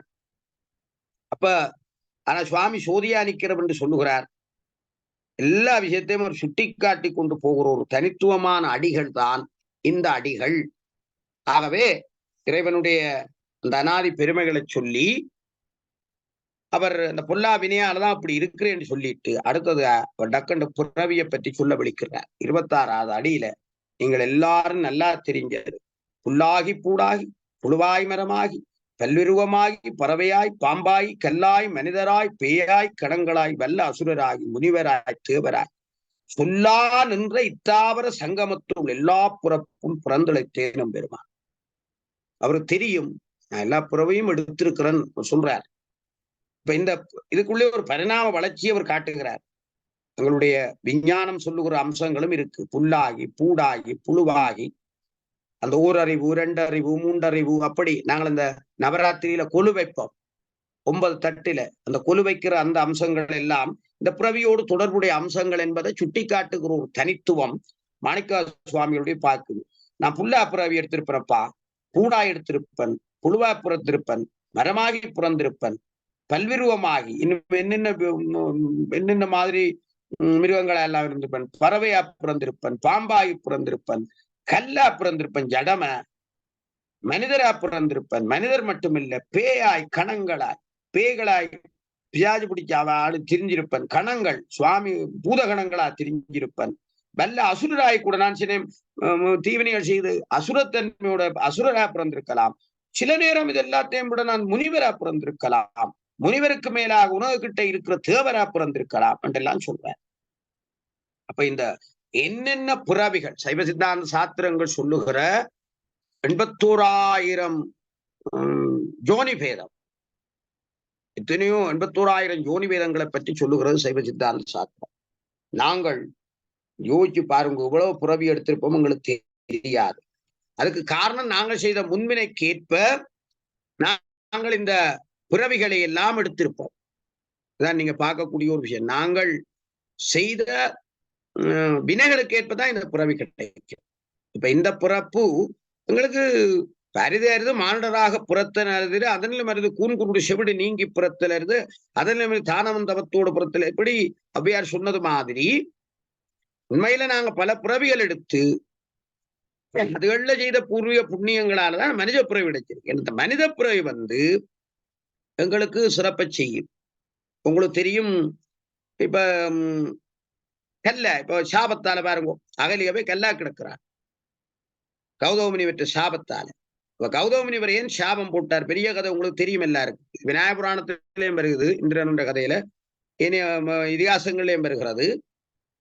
அப்ப கல்லா பிறக்க சொல்லி ஏன் அகலியக்கு சாபம் போட்டார் கௌதமன்? கல்லுத்தான் உணர்ச்சியற்று ஜடமாயிருக்கிறது. நீ வந்திருக்கிறவன் உன்ற புருஷன் அல்ல, வேறு ஒரு இந்திரன் என்பதை நீ கண்டறிஞ்சிருக்கணும். இந்த ஒரு புருஷன் நெடுக உன்னோடைய அணுகைக்க உனக்கு தெரியும், இப்படித்தான் புருஷன் அணுகுவார். வேறு ஒருவனுக்கு அந்த அணுகிற முறை தெரியாது. அப்ப மார்வேதத்துல இந்திரன் வந்தாலும் நீ உடனே பிடிச்சிருக்கணுமோ, இது என்ற புருஷன் இல்ல, இவர் அணுகிற முறைகள் வித்தியாசமாயிருக்கு. அப்ப நீ ஒரு உணர்ச்சியற்றவளா இருந்தபடியா அந்த கல்லு மாதிரி ஜடமா இருந்திருக்கிற. ஆகவேதான் கௌதமர் கல்லா போ சொல்லி சாபத்தை போட்டார். இந்திரனுக்கு என்ன ஒன்னார்? நீ 1000 கண்ணு உள்ளன்னு சொல்ற, நீ ஒரு ஜோனியிலே ஆசைப்பட்டு, ஒரு மாண்ட பிறப்பு ஒரு பெண்ணின் ஜோனியிலே ஆசைப்பட்டு இந்த தெய்வேந்திர பதவியை விட்டுட்டு, மேலான பதவியெல்லாம் விட்டுட்டு நீ ஒளிச்சு பதுங்கி இங்க வந்து என்ற மனைவியை அனுபவிக்கிற வந்த நீ. ஆகவே இந்த உடம்பு முழுக்கலும் ஜோனி வடிவம் பெறட்டும். அப்ப அவன் 1000 கண்ணும் மாறி 1000 ஜோனி பெண்ணுறுப்பு, 1000 பெண்ணுறுப்பு வந்துச்சு. அவனால வெளியில திரியலாம போய் ஒரு தாமர தடாகத்துக்குள்ள தன்னை மாற்றி ஒளிச்சு பேசாம தாமர தடாகத்துக்குள்ள இருக்கிறான், தண்டுக்குள்ள போய். இந்திரன் இல்லாத தேவலோகம் ஒளி இழந்தது. அப்ப என்ன செய்கிறது? அப்ப இந்த முனிவற்ற சாபத்தை யாருமே அப்ப அகலிய காலில் விழுந்து கெஞ்சிறார் கௌதமர்கிட்ட. கௌதமர்கிட்ட கெஞ்சியக்கில்ல, கௌதமர் சொல்றார், ராமச்சந்திரமூர்த்தி புண்ணிய புறவி ஏகபத்தினி விரதன் மகாபுருஷன், அவன் பாதம் படுறையில அவன் பாத தூசி பட்ட உடனே உண்ட சாபம் நீங்கி நீ பழையபடி நிலையை அடைவாய். சாப விமோசனம் கொடுக்குற. ஆனா இந்திரனுக்கு கொடுக்க இல்லை. அப்ப இந்திரனுக்கு அந்த சாபத்தை நீக்கிற வழி இல்லை. மற்ற எல்லாரும் வியாழ பகவான் உட்பட நாரதர் உட்பட எல்லா மகரிஷிகள் மற்ற எல்லாம் தேடினம் இங்க இந்திரனுக்கான. இந்திரன் இல்லாத தேவசபை ஒளி இழந்து விட்டது. தேவசபை ஒளி இழந்து மிக மோசமான நிலையில இருக்கு. இந்திரன் இல்லாட்டி தலைவன் இல்லாட்டி தேவசபை இயங்காது. இந்திராணிக்கு தியப்பா இருக்கு, எங்க போகணும்னு தெரியல, சேந்திரன்னு தெரியும், இப்படி எல்லாம் தியச்சு தெரிஞ்சு கொண்டிருக்காங்க. அப்ப சில பேர் இந்த வரலாற்றை அறிந்து ஓஹோ தாமிரத்தலாத்தை, அப்ப இதுக்கு இந்த சாபத்தை நீக்கக்கூடிய ஒரே ஒரு ஆள் விநாயக பெருமானை தவிர வேற யாருமே கிடையாது. இப்படியான சாபத்தை நீக்கக்கூடியது விநாயகபுராணத்துல வருது. அப்ப பிள்ளையார பூஜிக்க சொல்றார். இப்ப இந்திரன் பிள்ளையார பக்தியோடு பூஜிக்கிறார். பூஜிக்கிற போது விநாயக பெருமான் இந்திரனுடைய பூஜைக்கு இறங்கி காட்சி கொடுத்து, உன்னுடைய முனிவர் போட்ட இந்த சாபத்தை முற்றுமுழுதான் நான் மாற்ற முடியாது, நீ இதுக்கு இது விளங்கி கொள்ள வேணும், என்னத்துக்கு ஆசைப்பட்டியோ அதெல்லாம் இந்த சாபம் வந்தது. அப்ப இது அடையாளமா இந்த ஜோனிகளை எல்லாம் 1000 கண்களா மாத்துறன்னு சொல்லி கண்ணா மாத்துறார். இனிமே இப்படியானது போக உலகத்துக்கு இது ஒரு சாட்சியா இருக்கணும் என்று சொல்லிட்டு தான் கல்யாண வீடுகளில கன்னிக்கால் நாட்டுற ஒரு சம்பிரதாயம் வந்தது இந்து மதத்துல. சைவ சமயத்துல உங்களை விளங்கணும். இப்ப எல்லாம் அந்த கன்னிக்கால தூக்கி கொண்ட வீடியோ காரணம் ஒரு மூலைக்கு வச்சிருவார். இந்த கன்னிக்கால் முந்தி எல்லாம் சரியாக பயிர் முளையிட போட்டு அந்த அங்குரார்ப்பணம் சிறப்பா செய்து முறைப்படி. இப்ப எல்லாம் சில பேர் அந்த கன்னிக்காலை சுத்தி சீலை எல்லாம் கட்டணும், அதெல்லாம் கட்டக்கூடாது. முந்தின காலங்கள்ல அந்த முள்முருங்கையை நீங்க பார்த்தா தெரியும், முள்முருங்கையில இருக்கிற ஒவ்வொரு முள்ளும் யோனியின் சேப் வடிவம், பெண்களுடைய யோனியினுடைய அமைப்பு. அது இந்திரனுக்கு இந்த கௌதமற்ற சாபத்தாலே 1000 ஜோனி உண்டான அந்த கதை. அப்ப இத புருஷனுக்கு அந்த கல்யாணம் கட்ட போற மணமகனுக்கும் மணமகளுக்கும் சாட்சியா வைக்கிறது.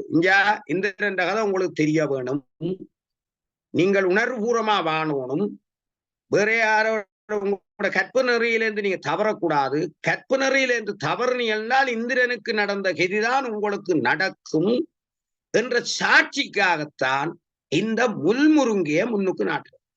சிக்கங்குனியா முள்முருங்கையம் அழிஞ்சு போச்சு. இப்ப கல்யாண முருங்கையம் தட்டுப்பாடு. சில பேர் சும்மா அதுல மேல் நுனியை உள்ளி கொண்டு வேறு இனத்துல அமைச்சுன்னா சில ஐயர் சொல்லும் அது இல்லாட்டி பரவாயில்ல கரும்பு கட்டலாம். கரும்பு கட்டுறது கொண்டுலாம் விதி இல்லை, முள்முருங்கை தான் வைக்கணும். முள்முருங்கை இந்த வரலாறு தான் சாட்சி. சிவாக்கினி சாட்சியா எப்படி திருமணம் நடக்குதோ அதே மாதிரி இந்த முள்முருங்கை வச்சு அந்த முள்ளு அந்த இந்திரன் வரலாறை நினைச்சு கொண்டு புருஷனும் பெண்ஜாதியும் வாழணும்ன்றதுக்காகத்தான் ஒழுக்க நெறியில் இவ்வளவு முன்னோர்கள் சிந்திச்சு எங்களோட சைவ ஜெயமத்துல வச்சுக்கா பாரு. மிகப்பெரிய ஒரு விஷயம் அது. சில பேர் அதுல மேல மாவில வச்சு சீலையை மூடி கட்டுறது. மூடி கட்டக்கூடாத விதியின்படி. ஏண்டா அது சாட்சி தெரியணும். அந்த அந்த கதை கல்யாணம் கட்ட புருஷனுக்கும் பெண்ஜாதியும் தெரியணும். அப்ப இந்த கல்ல போனது, இப்ப இந்த கல் என்று சொல்ற ஜடம், நான் அதை பற்றி சொல்ல இப்படியே போயிட்டேன். ஆனா உங்களுக்கு விளங்க வேணும், இப்படி எத்தனையோ பிறவிகளை நாங்கள் எடுக்கிறோம். 81,000 ஜோனி பேதங்களை எடுக்கிறோம் என்று சிறப்பா சொல்லப்படுறது. கணங்கள் என்றால் அதுக்குள்ள 11 கணங்கள் இருக்கு. விநாயகப் பெருமான் தான் 11 கணங்களுக்கும் தலைவர். அப்ப இந்த இந்திரன் சாபத்தை நீக்கிறது விநாயகப் பெருமான். விநாயகப் பெருமானுக்கு அது ஒரு தனித்துவம். அது பெரிய விநாயக புராணத்துல மிகப்பெரிய வரலாறு. இந்த இடத்துல நான் சொல்லி கொண்டு போனால் அது விரிவடைந்து போய்விடும் என்பதால நான் அதை விரித்து சொல்லவில்லை. ஆனால் இந்த புறவி தத்துவத்தை எங்களுக்கு அற்புதமாக கூறியிருக்கிறார் மாணிக்கவா சுவாமிகள். அதே நேரம் இந்த முள்முருங்கை என்ற வரலாறு உங்களுக்கு தெரிய வேணும். அதையெல்லாம் வீடியோக்கார அப்புறப்படுத்துறதுக்கு எல்லாம் விடக்கூடாது. அவர் ரெண்டா விரும்பினா ஒரு மூலையில் 2 எடுக்கட்டுது. அதையெல்லாம் தூக்கி எறிகிறபடியாத்தான் நான் நினைக்கிறேன் இன்றைக்கு பல பிரச்சனைகள் உருவாகுதுன்னு சொல்லி. உணர்வு பூர்வா புருஷனும் பெண் ஜாதியும் உணர்வு பூர்வா பல விஷயங்களை உணரணும். இந்திரன் கதை நினைவில் இருக்கணும். எல்லாம் பல விஷயங்களை எங்களோட முன்னோர்கள் வைத்திருக்கிறார்கள். ஆகவே இந்த பிறவிகளை சிறப்பாக மாணிக்கவா சுவாமிகள் சொல்லி நாங்க இப்படி பல பிறவிகளை மீண்டும் மீண்டும் எடுத்துட்டு அவர் சொன்னார்.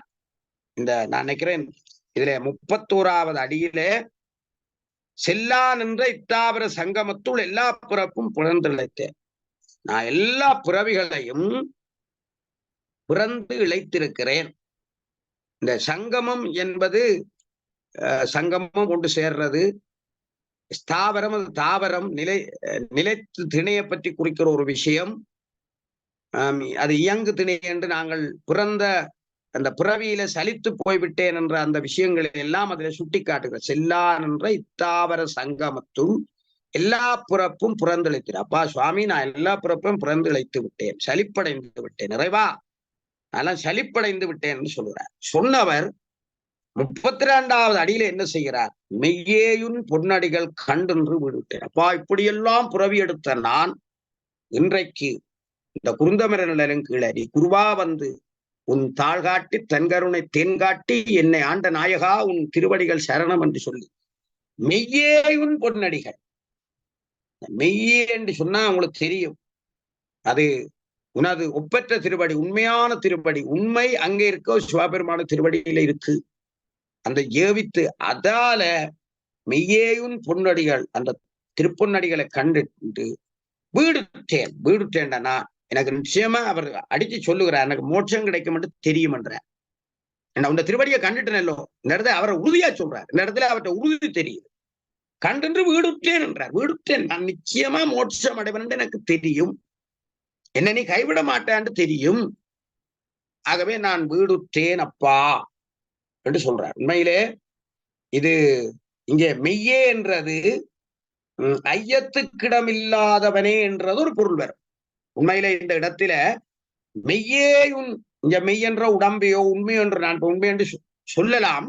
ஆனால் இந்த இடத்துல மாணிக்கவாசகனுடைய சிந்தனை உண்மையிலே ஐயத்துக்கு இடமில்லாதவனே. நாங்கள் இதிலேயும் சந்தேகப்படலாம், சிவனில சந்தேகப்படலாம், சிவனுடைய திருவடியில சந்தேகப்படலாம், அந்த பொன்னடிகள்ல சந்தேகப்பட முடியாது. அதைத்தான் இந்த இடத்துல அவர் சொல்லுகிறார், பெருமானே மெய்யேயுன் பொன்னடிகள் கண்டென்று வீடுட்டேன் அப்பா. அன்றைக்கு வீடு என்று சொல்லுகிற நிச்சயமா எனக்கு வீடு கிடைக்கும் என்று சொல்றார். உறுதியோடு சொல்றார். அதாவது ஒரு விஷயம், அந்த ஒரு பெரிய ஒரு விஷயம் இங்கே நீங்கள் பார்க்கலாம். அப்ப இது மாணிக்க சுவாமியினுடைய பக்தி வைராக்கிய உறுதியான ஒரு நிலை. இப்படி மிகப்பெரிய ஒரு சிந்தனையை மாணிக்க சுவாமி சொன்னார். இப்ப நாங்கள் ஒரு பிறவியில, அந்த மனித பிறவியில நாங்க நல்ல வழியில நின்று கொண்டு போயேக்கில்ல, எங்களோட வினைகள் தேர்ந்து தேர்ந்து குறைஞ்சு கொண்டு போகுதுன்னு தெரியக்க எங்களுக்கு ஒரு கட்டத்துல உறுதியா பல ஞானிகள் அப்படித்தான் முடிவெடுத்தார். எனக்கு நிச்சயம் மோட்சம், யோர் சுவாமிகள், செல்லப்பா சுவாமிகள், பெரிய பெரிய ஞானிகளுக்கு இறுதி கட்டங்களை தெரியும், தங்களுக்கு மோட்சம். பல சித்தர்களுக்கு தெரியும். அதனாலதான் அவர்கள் தங்களை சமாதி வைக்க சொன்னார். ஏன்னா தாங்கள் சமாதி நிலையில சிவபெரும்பொருள் நிலையில நின்று மக்களுக்கு அருளுவோம் என்று அவர்களுக்கு தெரியும். அப்போ ஒரு கட்டத்துல தெரியும். மாணிக்க சுவாமிகளுக்கும் அது தெரிந்தது. பெருமானே, திருப்பெருந்துறையினுடைய திருவடி கண்டு விட்டேன், ஆகவே நிச்சயம் எனக்கு வீடுற்றேன் என்று அடிச்சு சொல்றேன். வீடுற்றேன், சந்தேகம் எனக்கு இல்ல, மெய்யே உன் பொன்னடிகள் கண்டுட்டேன். அப்ப ஐயத்துக்கிடம் இல்லாம பொன்னடிகள் கண்டுவிட எனக்கு நிச்சயம் உண்டு. அந்த ஒரு சிறப்பை இந்த இடத்திலே சொல்லி இருப்பதை நீங்கள் மகிமை மிக்கதாக நீங்கள் கண்டுகொள்ளலாம் நண்பர்களே. ஆகவே இப்படி அங்காலே நான் 32வது அடியிலே இன்றைய தினம் 8/2 நிறைவு செய்கிறேன். ஆகவே அன்பர்களே, நீங்கள் அற்புதமாக இந்த பெருமானுடைய சிந்தனைகளை கேட்டுக்கொண்டிருக்கிறீர்கள். நீங்கள் நாங்களும் முற்பிறப்பிலே செய்த பூர்வ புண்ணியத்தால் இந்த திருவாசகத்தை முந்தைய வினை முழுதும் ஓய உரைப்பன் யான் என்று உரைத்துக் கொண்டிருக்கிறோம் என்று கூறி இந்த அளவிலே இன்றைய இந்த தெய்வீக உரையரங்கை நிறைவு செய்து கொள்கிறோம்.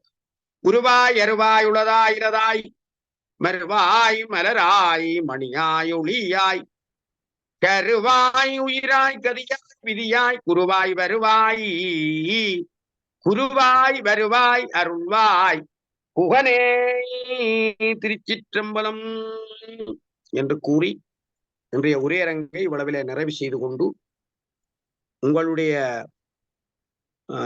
சந்தேகங்களை நீங்கள் கேட்பதற்கான நேரத்தை தருகின்றோம். அன்பர்களே, நன்றி. நன்றி சார். சிறப்புமிக்க சிவபுராணத்தினுடைய தொடர் விரிவுரையில் இன்றைக்கு 4வது நாள் விரிவுரையை ஆற்றியிருக்கின்றீர்கள். உங்களுக்கு சைவப்புலவர் சங்கத்தின் சார்பிலும் பயனாளிகள் சார்பிலும் அனைத்து பேருடைய வேண்டுகோளின் பேரில் தான் இந்த விரிவுரைகள் நடைபெற்று வருகின்றன. அந்த அத்தனை பேர்களுடைய நன்றிகளும் உரித்தாக. நன்றி. நன்றி அம்மா, ஆனந்தி அம்மா, நன்றி. நல்லா இருக்கணும் சார். கமலன் சார். ஓமோ வணக்கமா இருக்கேன் சார், சொல்லுங்க. வணக்கம் சார். இல்ல நான் இப்ப குடும்ப குளிக்கிற போறேன், கம்மமுடா. வணக்கம். ஓமோ நன்றி நன்றி. வெளியில போறேன். அப்ப இன்றைய கேட்டுட்டு நாளைக்கு இருக்க வாய்ப்பு இருக்காது, செவ்வாய்க்கிழமை போறதா சாதிப்பேன். ஓகே, நல்ல விஷயம். போயிட்டு வாங்க. நல்ல விழாக்கள். எங்கட தென்மராட்சி வாமதேவன் சாரும் கிடைக்குது விருது, வாழ்த்துக்கள். நான் பார்த்து சந்தோஷப்பட்டேன். சிவலிங்கராசர் கனவேரு கிடைக்குது. எல்லா பெருந்தைகளுக்கும் நாங்கள் எங்களுடைய சேவைக்கு கௌரவம். நல்ல விஷயம். போயிட்டு வாங்க. நன்றி. வளவு போல இன்றைக்கு நல்ல நீரோட்டமா தான் நன்றாக செய்தீர்கள். நன்றி, பாராட்டு. நன்றி சார். சரி, ஓகே. போதும் எங்களுக்கு வேணும். ஐயா, சொல்லுங்க அம்மா. எனக்கு ஒரு சந்தேகம்.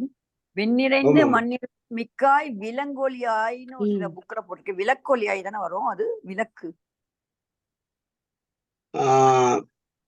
நீங்க உங்களோட புத்தகத்துல என்னன்னு இருக்கு?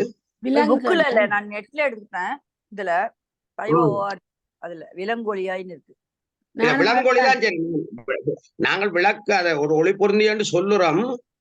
விலங்கொலிதான் சரி. விலங்கொலியாக ஐயா, எங்க பாருங்க, விலங்கு ஒளியா என்றுதான் கிடக்கு. நானும் அதைத்தான் உங்கள்ட்ட கேப்பம் எழுதி வச்சிருக்கிறேன். ஓமோமம் விளக்கொலி அல்ல. நாங்கள் அதை நான் விளக்கப்படுத்ததுல விலங்கொலிதான் பெறும்.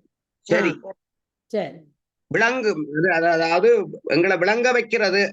அது இப்ப விளக்கு ஒளி, அது விளக்கம் சொல்லிக்கல. நாங்கள் அதுக்குள்ள பல விஷயங்களை சுட்டி காட்டுவோம். ஆனா அந்த அடிக்குறிப்பு சரியா விலங்கு ஒளிதான். அது சரி, விலங்கொலி. நன்றி நன்றி நன்றி ஐயா. நானும் ஐயா வணக்கம். நானும் அதை அந்த சந்தேகத்தையும் எழுதி வச்சிருந்தான். விலங்கொலி மற்றது இந்த எனக்கு இந்த செல்லான்ன்ற தாவர சங்கமத்தில்ன்ற வரிய கொஞ்சம் இன்னும் விளக்கமா சொன்னா நல்ல போல இருக்கு. எனக்கு அது சரியா அது செல்லான்ன்றது என்ன, இத்தாவர சங்கமம்ன்றது என்ன? இப்ப நீங்க அதுல இப்ப செல்லா, இப்ப நாங்கள் இதுல பொருள் கொள்றது மிக முக்கியமானது. இப்ப பொருள் என்று சொல்லிக்கல, உங்களுக்கு தெரியும், ஒவ்வொரு வகையான பொருளை ஒவ்வொருத்தர் குறிப்பிடுவார்கள். இப்ப இந்த இதுல தாவரம் என்ற ஸ்தாவரம் என்ற ஒரு பொருளோட தான் நாங்கள் பார்க்கிறோம். நிலத்தினே அது குறிக்குது. சங்கமம் என்றது ஒரு சங்கமம், ஒன்று சேர்ற தன்மையை குறிக்குது. இயங்கு திணையை குறிக்கிறது.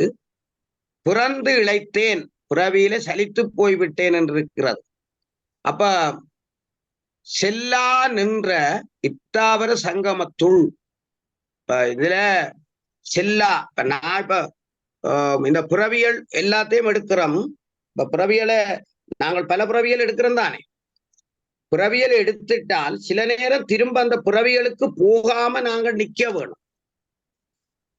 சில நேரம் நாங்க செய்யற வேலைகளால சில நேரம் இந்த பிறவிகளுக்கு போக வேண்டிய ஒரு தேவை வரலாம். எடுத்த பிறவிய எடுக்க வேண்டிய ஒரு தேவையும் எங்களுக்கு வரக்கூடிய நிலை ஏற்படலாம். அப்ப திரும்பி நாங்கள் ஒரு பிறவிய திரும்ப இரண்டாந்திரம் அப்படி எடுக்கிற நிலைக்கு போகாத வகையில எங்களோட கர்மத்தை நாங்க கவனப்படுத்தி கொள்வோம். அந்த ஒரு அடிப்படையிலையும் நாங்கள் அதை சிந்திக்கலாம்.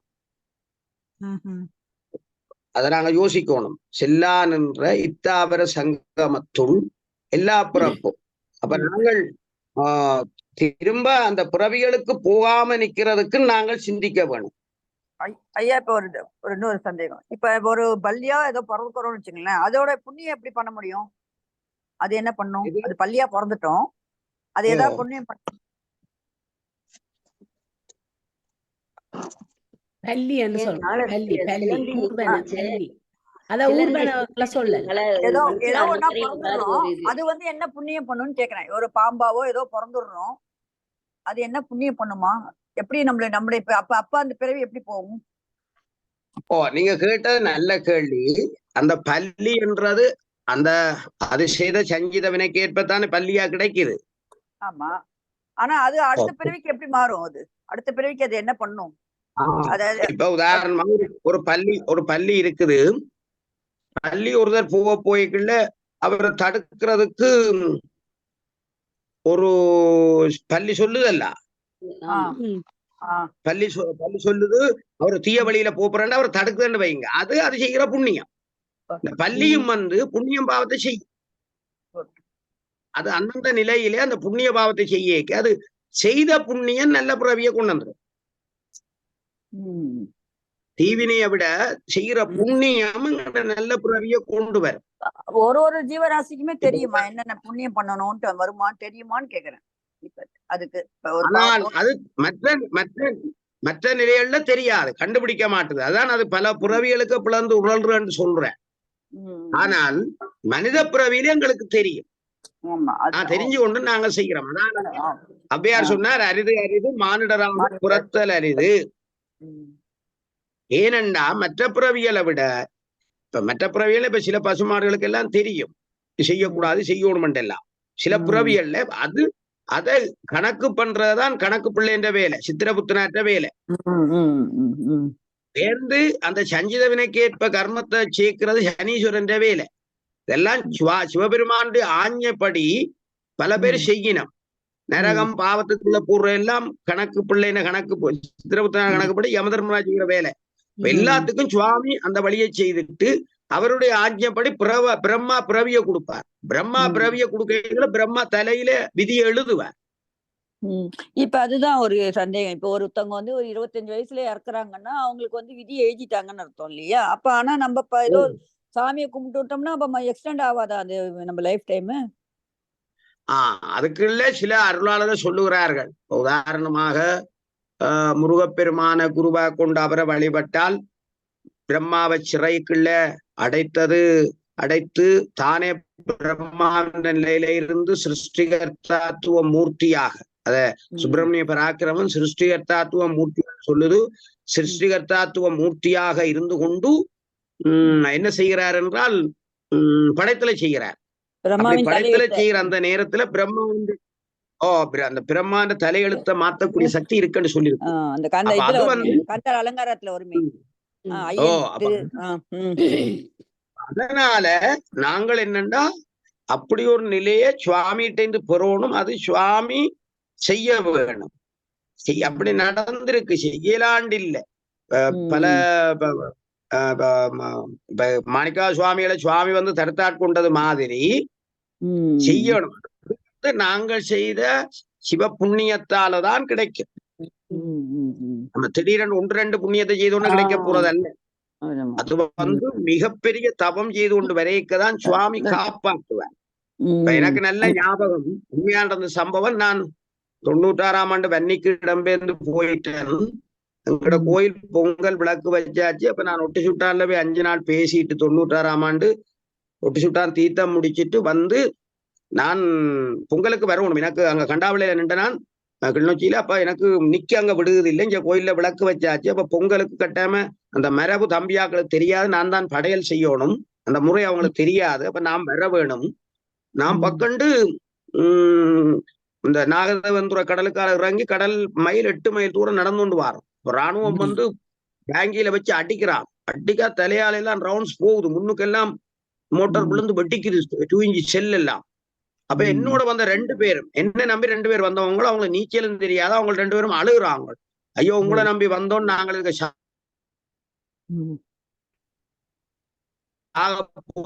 முடிய போறோம். அப்ப சுவாமிகிட்ட நான் ஒரு பிரார்த்தனை பண்றேன், நீ என்ன மட்டும் என்ன நம்பி வந்த 2 பேரையும், அப்ப என்ன நீ காப்பாற்ற மட்டும் இல்லை, என்ன நம்பி வார இவங்க 2 பேரையும் காப்பாத்த. அப்ப அதே மாதிரி ஒரு காமனத்தியாளர் மேல அடிச்சாங்க. நாங்க முடிஞ்சு போச்சுன்னு சொல்லி அவங்க விட்டுட்டு போயிட்டாங்க. ஆனா 3 பேருக்கும் ஒன்றும் நடக்க இல்லை. நாங்க 3 பேரும் தப்பி வந்து நான் சரியா காலம் 7 மணிக்கு நான் என்ற கோயில்ல போய் என்னுடைய அந்த அதுக்கப்புறம் நான் வேணும் என்னுடைய காரியத்தை செய்துட்டேன். சுவாமி என்ன காப்பாத்திச்சு. அப்ப அவ்வளவு பிரச்சனைக்கு சுவாமி காப்பாத்திச்சு என்று சொன்னா, நான் ஒரு நாள் 2 நாள் செய்த புண்ணியம் அல்ல, சுவாமி மேல வச்ச பக்தி வைராக்கியம். எனக்காக அந்த 2 பேரையும் கூட சுவாமி காப்பாத்தி தந்தார். அப்ப அது உண்மையான அந்த சம்பவம் அப்படி பல பேருக்கு நடக்கும், சுவாமி செய்யும். ஆனா ஆக கடும் விதி முன்பினை எங்களுக்கு அவமிருத்துத்தான், எங்களுக்கு அகாலம்தான் என்று சிலது எழுதியிருந்தா அதை மாற்றுறது கொஞ்சம் கஷ்டம். அது அவமிருத்தன்று எழுதியிருந்தா, இப்ப நான் முன்னிலையில் செய்து அவமிருத்தண்டா ஆக்சிடென்ட் அப்படித்தான். சில அகால அவமிருத்த நிப்பாட்டுறவங்களுக்கு கஷ்டம். அது அதந்த எங்கட கர்மாண்ட வினைய பொறுத்த இதுகள் எல்லாம் சித்திர உத்தரத்தான் தெரியும். சனீஸ்வரன் அந்த கர்மாவின்படி வேலையை செய்வார். அதான் சனியை கூட எடுப்பதும் இல்லை கொடுக்கறதும் இல்லைன்னு சொல்றது எல்லாம் அவருடைய வேலை. ஐயா, இந்த தாவர சங்கமத்துள்ன்றது அசையும் அசையா பொருட்கள் என்று நாங்கள் படிச்சிருக்கிறோம் ஐயா. அப்ப இதுல அதுக்கு அப்படி வராதோ? அப்படியும் ஒரு பொருள் கொடுக்கலாம், ஸ்தாவர சங்கமத்துள் என்றது எடுக்கலாம். அதே நேரம் நாங்கள் இன்னொரு பொருளையும் சிந்திக்கலாம். நாங்கள் இன்னொரு பிறவிக்கு போகாத வகையிலையும் நாங்கள் அதையும் எடுத்துக்கொள்ளலாம். அசைவன உண்மையிலே அதான் நான் சொன்னேன், சங்கமம் அசைவன அசையும் பொருள். அது வடமொழி திரிவின் அடிப்படையிலே அது அப்படி ஒரு பொருள் பார்க்கப்படுது. நீங்க சொன்ன பொருள் தமிழ் மொழி அடிப்படையில இல்ல, வடமொழி திரிவின் அடிப்படையில பார்க்கப்படுது. சங்கமம் அசையும் அப்படி ஒரு பொருள்லையும் அது இருக்கு, இல்லையண்டு இல்லை. அதான் இடம் நோக்கி பொருள் சொல்லேக்குள்ள அதுல பல்வேறு வகையான சிந்தனைகள் அதுல இருக்குது. நீங்க கேட்டது போல நல்லா இருக்கும். அசுரர் என்ற சுரருக்கு மாறானவர்கள். இப்ப தாவரம் என்றது நிற்பன என்றது பொருள். அப்ப அந்த பின்னணியிலையும் நாங்கள் அதை பற்றி சிந்திக்கலாம். இந்த ஸ்தாவரம் என்றது வடமொழி சொல்லு பிரிவு. அப்ப சங்கமம் என்றது அசைவன என்ற ஒரு பொருளும் இருக்குது, ஒன்று சேர்ற என்ற ஒரு பொருளும் இருக்கு. ஒன்று சேர்ற என்ற பொருளும் இருக்கு, அசைவன என்றும் இருக்குது. அத வடமொழியில ஜங்கமம் என்று சொல்வார்கள். அந்த பிரயோகங்கள் அதுல இருக்கு. அசையும் பொருள் அசையா பொருள் என்ற அடிப்படையிலும் நாங்கள் அதை பார்க்கலாம், பார்க்கலான்றதல்ல. அது வந்து பிறவி எல்லாவற்றையும் குறிக்கிற மாதிரி தான். அந்த தாவரம் அந்த விருத்தி விருட்சம் இருக்குது. விருத்தி விருட்சம் சொன்னா தாவரத்துல தொடங்கி பிறகு அப்படியே பிறகு அசையாத அந்த அசையக்கூடிய உயிரினங்கள் வந்து அந்த விருத்தி விருட்சம் முதல்ல தொடக்கம் தாவரம். அந்த அசையாத கட்டுகள் கல் இருக்குத்தானே. இப்ப நான் கல்ல சொன்னேன், கல் அசையாத இருக்குத்தானே. இந்த பொருளையும் அது வரல. அப்படி எல்லாம் அதாவது தாவரத்துல இருந்து புல்லாகி பூண்டாக தாவரம்ன்றது இடையிலான ஒரு பயன்படுத்துறா. நீங்க பாருங்க, புல்லாய் பூடாய் புழுவாய் மரமாகி. ஓ அப்ப அந்த தாவரம் நாங்க பொது சொல்லா சொல்றோம். தாவரத்துக்கு கனவகை இருக்குதானே. உதாரணமாக ஒரு கல்லா மாறிடுதுன்னு சொல்றாங்கல்ல, அந்த அளவுக்கு அது ரொம்ப நாள் ஆக ஆக பல ஆண்டுகள் இருந்தா கல்லா இருக்கே பாருங்க. ஒரு கல்லு அந்த கல்லுல விக்கிரத்தை ஜெரிக்கணும்னா அது புண்ணியம் பெற்ற கல்லு. அது எத்தனை பேர் கும்பிடுறாங்க. அது அங்க அந்த கல்லு தெய்வீகமா மாறுது. ஆமா, அதே மாதிரி பூக்கள் சொல்லுவாங்கல்ல, எல்லா பூக்களுமே கடவுளுக்கு அது மாதிரி. அப்ப அது சில விஷயங்கள் அப்படி போய் அது புண்ணியங்களை தேடும். நீங்க அந்த முதல் கேட்ட விஷயம் சரி. அப்ப அது உண்மையிலே அந்தந்த நிலையில நீ கேட்கதான் நாங்கள் அதை சிந்திக்க வேணும். சிலதுகள் பசுமாடுண்டா சிலது முரட்டு பசுமாடு இருக்கும், சிலது தெய்வீகமான பசுமாடு இருக்கும், சிலது சுவாமி கோயிலுக்குள்ள போய் சுவாமிய கும்பிடுற இருக்கும். முந்தி வீட்டு ஒரு பசுமாடுண்டா அப்பாச்சி எங்களுடைய அப்பான்ற தயா சொல்லுவா. அது சாப்பாடு கொடுக்காட்டி வீட்டு வாசல்ல நின்று அழுமா, கண்ணீர் வடியும். சாப்பாடு வச்சுதான் சாப்பிட்டுப்போம். அதுகள் எல்லாம் தெய்வீக பசுக்கள். அதுகள் பூர்வீக புண்ணியத்தாலே அப்படி பிறகு அப்ப அந்த நேரத்தில் அதுகளுக்கு வினகரிய ஆயா டக்குன்னு மனித பிறவி அடுத்த பிறவில விடும். அது செய்த புண்ணியத்தால டக்குன்னு அடுத்த அப்படி ஒரு பசுமாடு. அது இறந்தா போல அப்பாச்சியாக்கள் அது கிடங்கு வெட்டி வெள்ளச்சியில போட்டு அதுக்கு எல்லாம் முறைப்படிதான் அடக்கம் செய்தன்னு சொல்வார்கள். என்னுடைய குருவும் அதை சொல்லி இருந்த தம்பி கூட விட்டு அப்படி ஒரு தெய்வீக பசு வெள்ள பசு நின்றது. அதுவும் கூட வீட்டை இறந்த சொல்வார், நல்ல மனிதர் வீட்டுக்கு இறந்தா நல்ல வீட்டுக்கு கூடாதுண்டு. அந்த அந்த பசுமாடு உங்களோட வீட்டுல இறந்தது உங்களுக்கு ஒரு தோஷம் என்று சொல்லி அதுக்கு ஒரு யாகம் செய்ய சொல்லி நான் செய்தேன். நான் வீட்டை தாட்ட இடத்தையும் ஐயா சொன்னவர் பேருந்து கேட்டா அவர் சரியா சொன்னார். அந்த இடத்தான் தாட்டதான் வீட்டில வெளியில வீட்டிலேயே தாட்டு விட்டுனார். அவ்வளவுக்கு அது பிள்ளைய விட அது பக்குவமா இருந்த பசுமாடு. பேசினா ஆளும். பசுமாட்டை சுடி சொல்லால சொன்னாலே அழுமா. அப்படி எல்லாம் இருக்குது தெய்வீகமான பசுக்கள். இந்த முள்முருங்கை மரத்தை பற்றி ஐயா சொன்னீங்கள். எங்களுக்கு சின்னல்ல சொல்லித்தாரவ. ஏன்னா அந்த முருங்கை மரம் முள் இருக்குது, அந்த வாழ்க்கையும் இப்படி முள்ளுகள் அது கரடு முரணான வாழ்க்கையாண்டு. பிறகு நான் கூகுளில் இப்போ ஒரு 10-15 வருஷத்துக்கு முதல் தேடினேன். இந்த முள்முருங்கை கல்யாண முருங்கை என்று சொல்றதாகும் இந்தியாவில். ஏன் இதை நடுறதாண்ட அதில் இருந்துச்சு ஐயா. என்னென்றால் இந்த பெண்கள் வீட்டுல இருந்து தானே கொண்டாந்து மாப்பிள்ளை விட்ட தானே முள்முருங்கை நடுறது. அந்த பெண்கள் கற்புடையவர்கள் என்றும் மற்றது பிள்ளை பிறக தகுதியுடையவர்கள் என்று. என்னன்னா இந்த முள்முருக்கை இலையை சாப்பிட்டாலாம் கற்ப வளர்ச்சி நல்லதா இருக்குமாம். அப்ப அது முந்தி சமைச்சு சாப்பிட்றவையா. அப்ப அதை பறைசாற்றத்தான் எங்களோட பெண்ணில எந்த விதமான குறையும் இல்லாமல் வளர்ந்துருக்கிறான்றத பறைசாற்ற. ஆனா நீங்கள் சொன்னது இன்றைக்கு நல்ல அந்த உண்மையா அது ஒரு நல்ல விளக்கமாயும் நல்ல ஆழ்ந்து சிந்திக்கக்கூடிய நல்லது.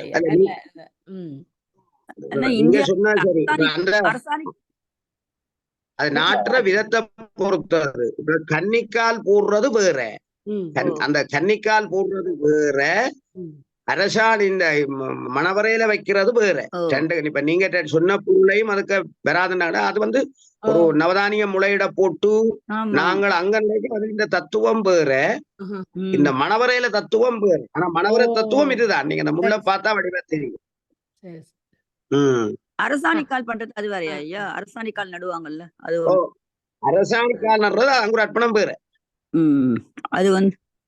அது மரத்தை நடுறதுக்காக வைத்த ஐதீகம் சொல்றாங்க. ஒரு வீட்லயும் ஒரு மரத்தை நடணுன்றதுக்காக அந்த அரச மரத்துல அதுக்காக ஆள் போல் நடுறது மட்டும் இல்ல.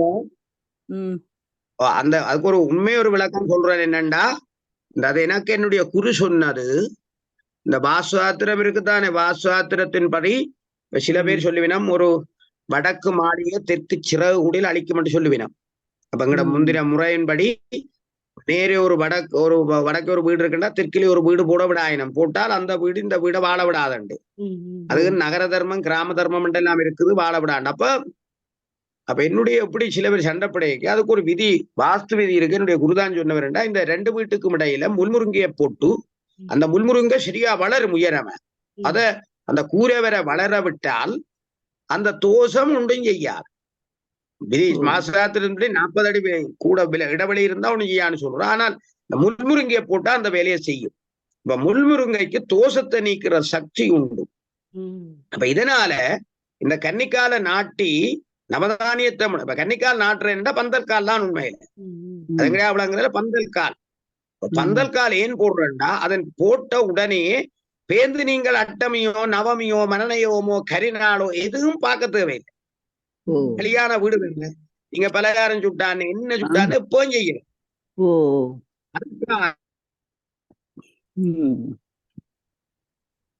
நாங்கள் இப்ப கணபதி பூஜை ஒரு மங்களகரமா கும்பாசத்துக்கு ஆரம்பிக்கிறது மாதிரி அனுப்பிய இந்த கல்யாண வீட்டிலையும் இந்த கன்னி சுவாமிக்கு நான் கன்னிக்கால் போட்டோம்னா நாங்க எப்பவும் பந்தல் போடுவோம், எப்பவும் யாகம் கட்டுவோம், எதுவும் செய்வோம். ஒரு சுபத நேரத்துல தொடங்கிறோம்ன்றதுக்காக நாங்கள் அதை கன்னிக்கால போட்ட உடனே மற்றொரு வரையறையும் ஒன்று உண்டாகுது. என்னன்னா அதுக்கு பிறகு அந்த மாப்பிள்ளையோ பொம்பிள்ளையோ வெளியிடங்களுக்கு எல்லாம் போகப்பட மாட்டாங்க. ஏனென்றால் ஏதாவது ஒரு ஆக்சிடென்ட் நடந்துட்டால் அது காலம் முழுக்களும் ஒரு மனக்கவலையா இருக்கும். ஆக்சிடென்ட் நடந்துட்டா அல்லது ஒரு ஏதாவது விபரீதம் நடந்துட்டால் அல்லது ஒரு மரண வீட்டுக்கு போகக்கூடாது. அப்படி வரையறைகளை வைக்கிறதுக்காக அதை போட்டு அவைகளை கண்ட்ரோல் படுத்துவேன். இப்ப எல்லாம் இது பாக்குறது எங்கடையாட்டு போவாங்களோ அந்த காலத்துல மிக தூர நோக்கோட சிந்திச்சுதான் செய்தாங்க. அப்படி ஒரு நிலையில தான் பார்க்கப்படுது. என்ற அந்த முள்முருகைக்கு அப்படி ஒரு விசேஷம் இருக்கு. கோஷத்தை நீக்கிற விசேஷம். அண்டி இருக்கிற அந்த இப்ப இங்க எல்லாம் மலையகத்துல உங்களுக்கு தெரியும் முள்முருகமாய் ஒரு மரத்தை தான் தேயிலைக்கு இடையில நடுவாங்க. ஏனென்று அதை ஆராய்ஞ்சு பார்த்தா அது அந்த காலத்திலே கண்டுபிடிச்சா நீரை சேகரிச்சு வச்சு நீரை இழுத்து வச்சு தேயிலையை கொடுக்கும். மற்றது நோய்கள் வருத்தங்களை தேயிலைக்கு வர விடாது. நீங்க பார்த்தா தெரியும் முள்முருங்க மாதிரி மரம் உட்டையில குஜுகன் இருக்கு நட்டிருப்பாங்க. அப்ப அந்த அதுக்கு ஒரு மருத்துவ விசேஷம் நீங்க சொன்ன மாதிரி அந்த இப்ப கமலாமி சொன்ன மாதிரி மருத்துவ விசேஷங்கள் நிறைய இருக்குது. நாங்கள் முந்தைய குழந்தை பிள்ளைகள் எங்களுக்கு சின்னல தெரியும், அதை அரைச்சுதான் அம்மா எங்களை முழுகவாக்குறோம். இந்த சின்ன பிள்ளைகளுக்கு முந்தைய முழுகவாக்குறோம். இப்ப எல்லாம் விட்டாச்சுது. அதை சுண்டி வறுவல் சாப்பிடுவார்கள். அது மிகச்சிறந்த ஒரு மூலிகை. அந்த முள்முருங்கை இந்த இலை சுண்டி சாப்பிடுறது நிறைய அதுல மருத்துவ விஷயங்கள் இருக்கு. அப்ப அந்த இடத்துல அது இது வேற. ஆனால் இந்த கதை தான் இது அந்த மணவரையில வைக்கிறதுக்கு சாட்சி அதுதான். இப்ப விளங்கிட்டு மணவரைக்கு வைக்கிற முள்முருக்கைக்கும் பொண்ணுருக்குல முள்முருக்கைக்கும் வித்தியாசமான ஸ்டோரி.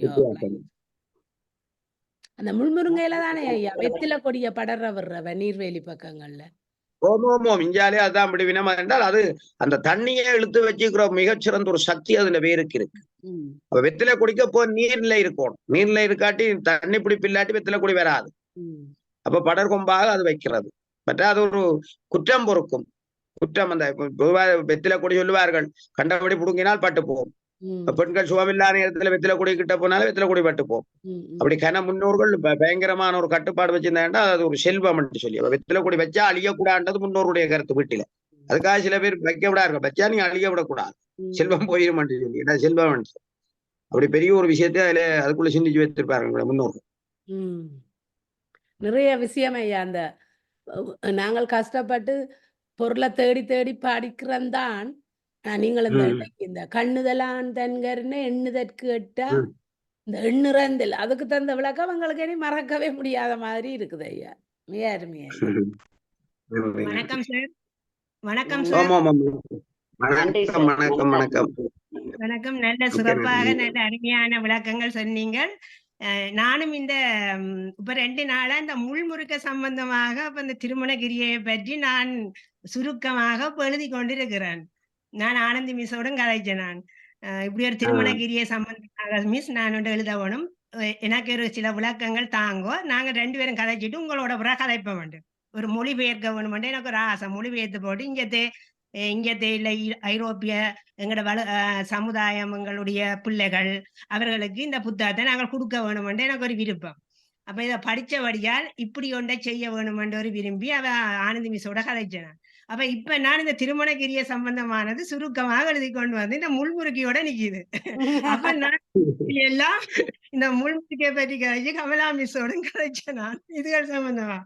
அப்ப நோமலா மருத்துவ குணங்கள் ஓகே இதெல்லாம் கண்டுட்டு அப்ப நான் என்னக்குள்ள யோசினேன், அப்புறம் உங்களோட கதைக்க வேணும்.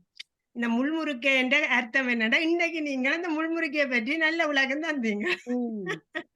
அது அதோட இருக்கும். இந்த கல்லை சந்தோஷம். பற்றி கல்லா என்று சொல்லி வலிக்கிட்டு அது வந்துட்டு அது நல்ல விநாயகர் விஷயம் புராணம். நல்ல விஷயம் சொன்னீங்க. அதே நேரம் என்னுடைய ஒரு கேள்வி என்னன்னா, இப்ப ஐரோப்பாவில முள்முருக்கைக்கு பதிலாக நாங்கள் என்னத்தை பயன்படுத்தலாம்?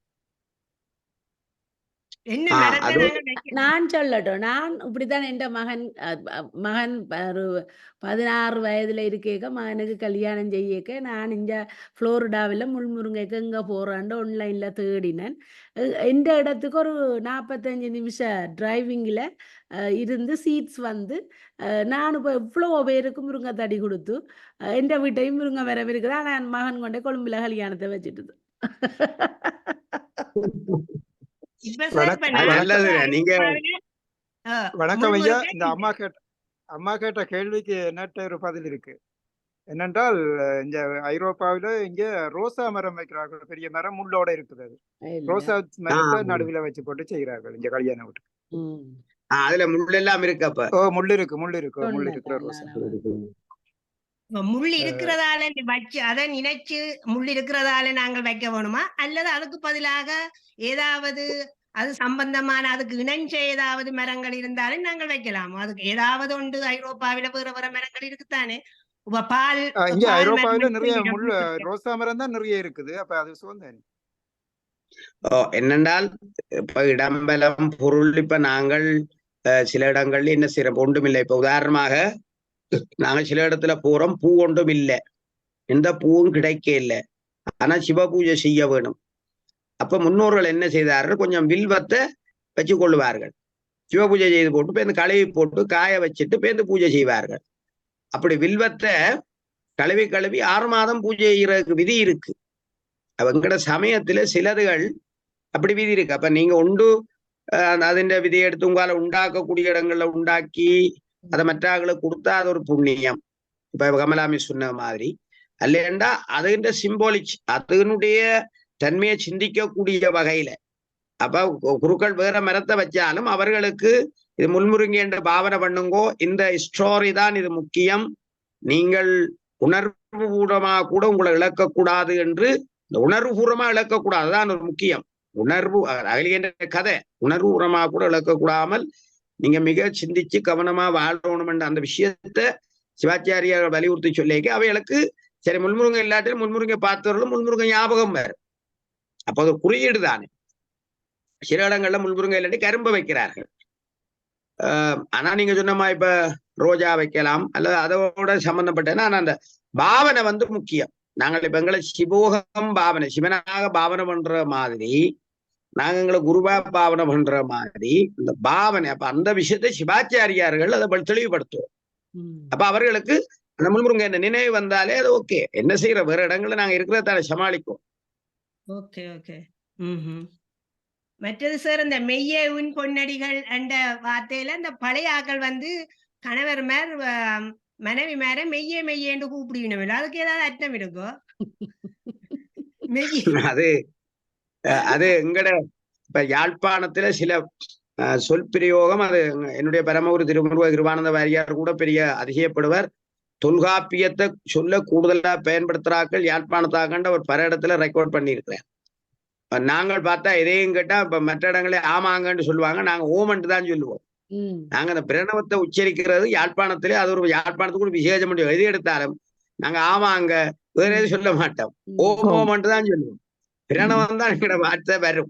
அது எங்களுக்கு ஒரு அதே மாதிரி எங்களுடைய ஆக்கள் மெய்யேன்னு சொல்லி வந்துட்டுது. அது உண்மையிலே அந்த மெய்யன்றது நீ எனக்கு உண்மையான நாயகன் தானப்பா, அதான் அர்த்தம்.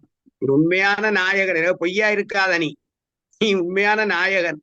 வந்து பிராண நாயகான்னு சொல்றது இப்ப பிராண நாயகன்டா அடிபுழும் சரீரம்புழும் என்ன சும்மா நையாண்டி பண்ற என்ன பிராண நாயகான். அப்ப முந்தின காலத்துல பிராண நாயகனே என்னுயிரே என்ன அப்படி பல வயல சொல்றது. இப்ப எங்களுடைய ஆக்கள் மெய்யேன்னு சொல்லி பழகிட்டுது. அப்ப நீ உண்மையா இருந்துதான் அர்த்தம். அது மெய்யே என்ன நீ உண்மையா இருக்கிறியோ உண்மையா இருந்த அவர்கள் அப்படி சொல்லி இருக்கிறார்கள். நல்ல அர்த்தத்தை வச்சுதான் அந்த மெய்யென்று கதைச்சிருக்கிறார்கள். ஓ என்னென்றால் உண்மையே நீ உண்மைன்னு சொன்னா உண்மைன்ற சொல்லுக்குள்ள எல்லாம் பெருமல்லோ. எதுவும் இதையுமே சாப்பாட்டு விஷயம் உண்டான பேச்சுவார்த்தை உண்டான எதென்றாலும் ஒழிக்க இயலாது. உண்மையண்டா எதுவும் ஒழிக்க இயலாது. அப்ப நீ ஒன்றும் எனக்கு ஒழிக்காதுன்றதான் அர்த்தம். நாங்கள் பழம் பஞ்சாங்கங்கள் கதைக்குதுன்னு சொல்லி அதை ஒதுக்கி போட்டு பேரை சொல்லி கூப்பிடுறோம். இப்ப பெரிய மாத்திட்டம். ஆனா இப்ப வேதவனாக கூப்பிடுன்னு தானே மெய்யே இங்க வாப்பா மெய்யே பெரியம்மா எல்லாம் அப்படித்தான் கூப்பிடுவா. அது இருக்குது. இந்த அர்த்தங்களோட தான் செய்யணும் பழையாக்கள். அதுல அர்த்தங்கள் விளங்காமத்தான் நாங்க யோசிக்கிறது. ஆனா இப்படி கதை கேட்க கொள்ளேக்க விளங்குது. இப்படி நல்ல அர்த்தங்களோட தான் பழையாக்கள் கதைச்சிருக்கிறேன் சொல்லுகள் எல்லாம் ஒவ்வொரு விஷயங்களையும். மற்றது யாழ்ப்பாணத்திலே ஓமண்ட சொற்பிரியோம் அது கிருபானந்த வாரியாரு அதை உட்பட கீவா ஜெகநாத் உட்பட இத்தனை பெரிய அறிஞர்கள் இந்தியால இருந்து வந்த அறிஞர்கள் சுட்டி காட்டினார் தெளிவா. மற்றது சார் நேற்று இன்னும் ஒரு விஷயம் அந்த கதைக்க வேணுமெண்டு அப்புறம் டைம் பத்தாது விட்டுட்டேன். என்னுடைய கருத்து இருக்கா சொல்ல வேணுமெண்டு அந்த இறைவனுக்கு நன்றி சொல்லலாமோண்டு கதைச்சதானு. அப்ப உண்மையில இறைவனுக்கு நன்றி சொல்லலாமோ போற்றுறோம் வாழ்த்துறோம் அந்த ஒரு அன்பர் கதைச்ச இடத்துல. ஆனா எந்த கருத்து வந்து உண்மையில நாங்கள் எழும்புறது முதல் கொண்டு படுக்க போற வரை நாங்கள் இறைவனுக்கு நன்றி சொல்ல வேணுமெண்டு இப்ப பாடசாலையில இருந்தே நாங்கள் வளர காலத்திலே அந்த நன்றியை நாங்கள் கடைப்பிடிச்சு கொண்டோ வாரம். அது இறைவனுக்கு சொல்லலாமான்ற ஒரு கேள்வியே வர வேணும். இறைவனுக்கு சொல்லத்தானே வேணும். எந்த ஒரு விஷயத்தை நாங்கள் எடுத்தாலும் எல்லாம் இறைவன் செயல். அப்ப நாங்க நன்றியை சொல்ல வேணும் தானே வாரம். நன்றி என்றது ஒரு உணர்ச்சி பூர்வமான ஒரு மகத்தான ஒரு சொல்லுத்தானே. பாராட்டுறதும் வாழ்த்துறதும் நன்றி சொல்றதும் அது பெரிய ஆக்களா இருந்தானே சின்ன ஆக்களா இருந்தானே இறைவனா இருந்தானே சில நேரம் மிருகங்களா இருந்தானே நாங்கள் ஒரு நன்றி பூர்வமா சொல்றது ஒரு நல்ல விஷயம் தானே. இந்த நன்றி நீங்க சொன்ன கேள்வியை கேட்டது நான் தான் நேற்று. என்னென்றால் நான் சொன்னது என்னவென்றால் நாங்க நன்றி சொல்லக்கூடாதுன்றதல்ல, எந்த தேவாரத்திலேயோ திருவாசகத்திலேயோ நன்றி என்ற வார்த்தை வர இல்லை என்றதுதான் என்னுடைய கேள்வியா இருந்தது. எங்கேயுமே தேவாரத்துல நன்றி என்று சொல்றது இல்லை. அதைத்தான் நான் சொன்னேன். இப்ப நன்றி வரே இல்ல வராட்டாலும் நாங்கள் நன்றி சொல்ல வேணுமோண்டு சிந்திக்க கூடாது. என்னன்னா நன்றி சொல்லத்தானே வேணும். நன்றி இருக்க வேணும். ஆனா இறைவனுக்கு நன்றி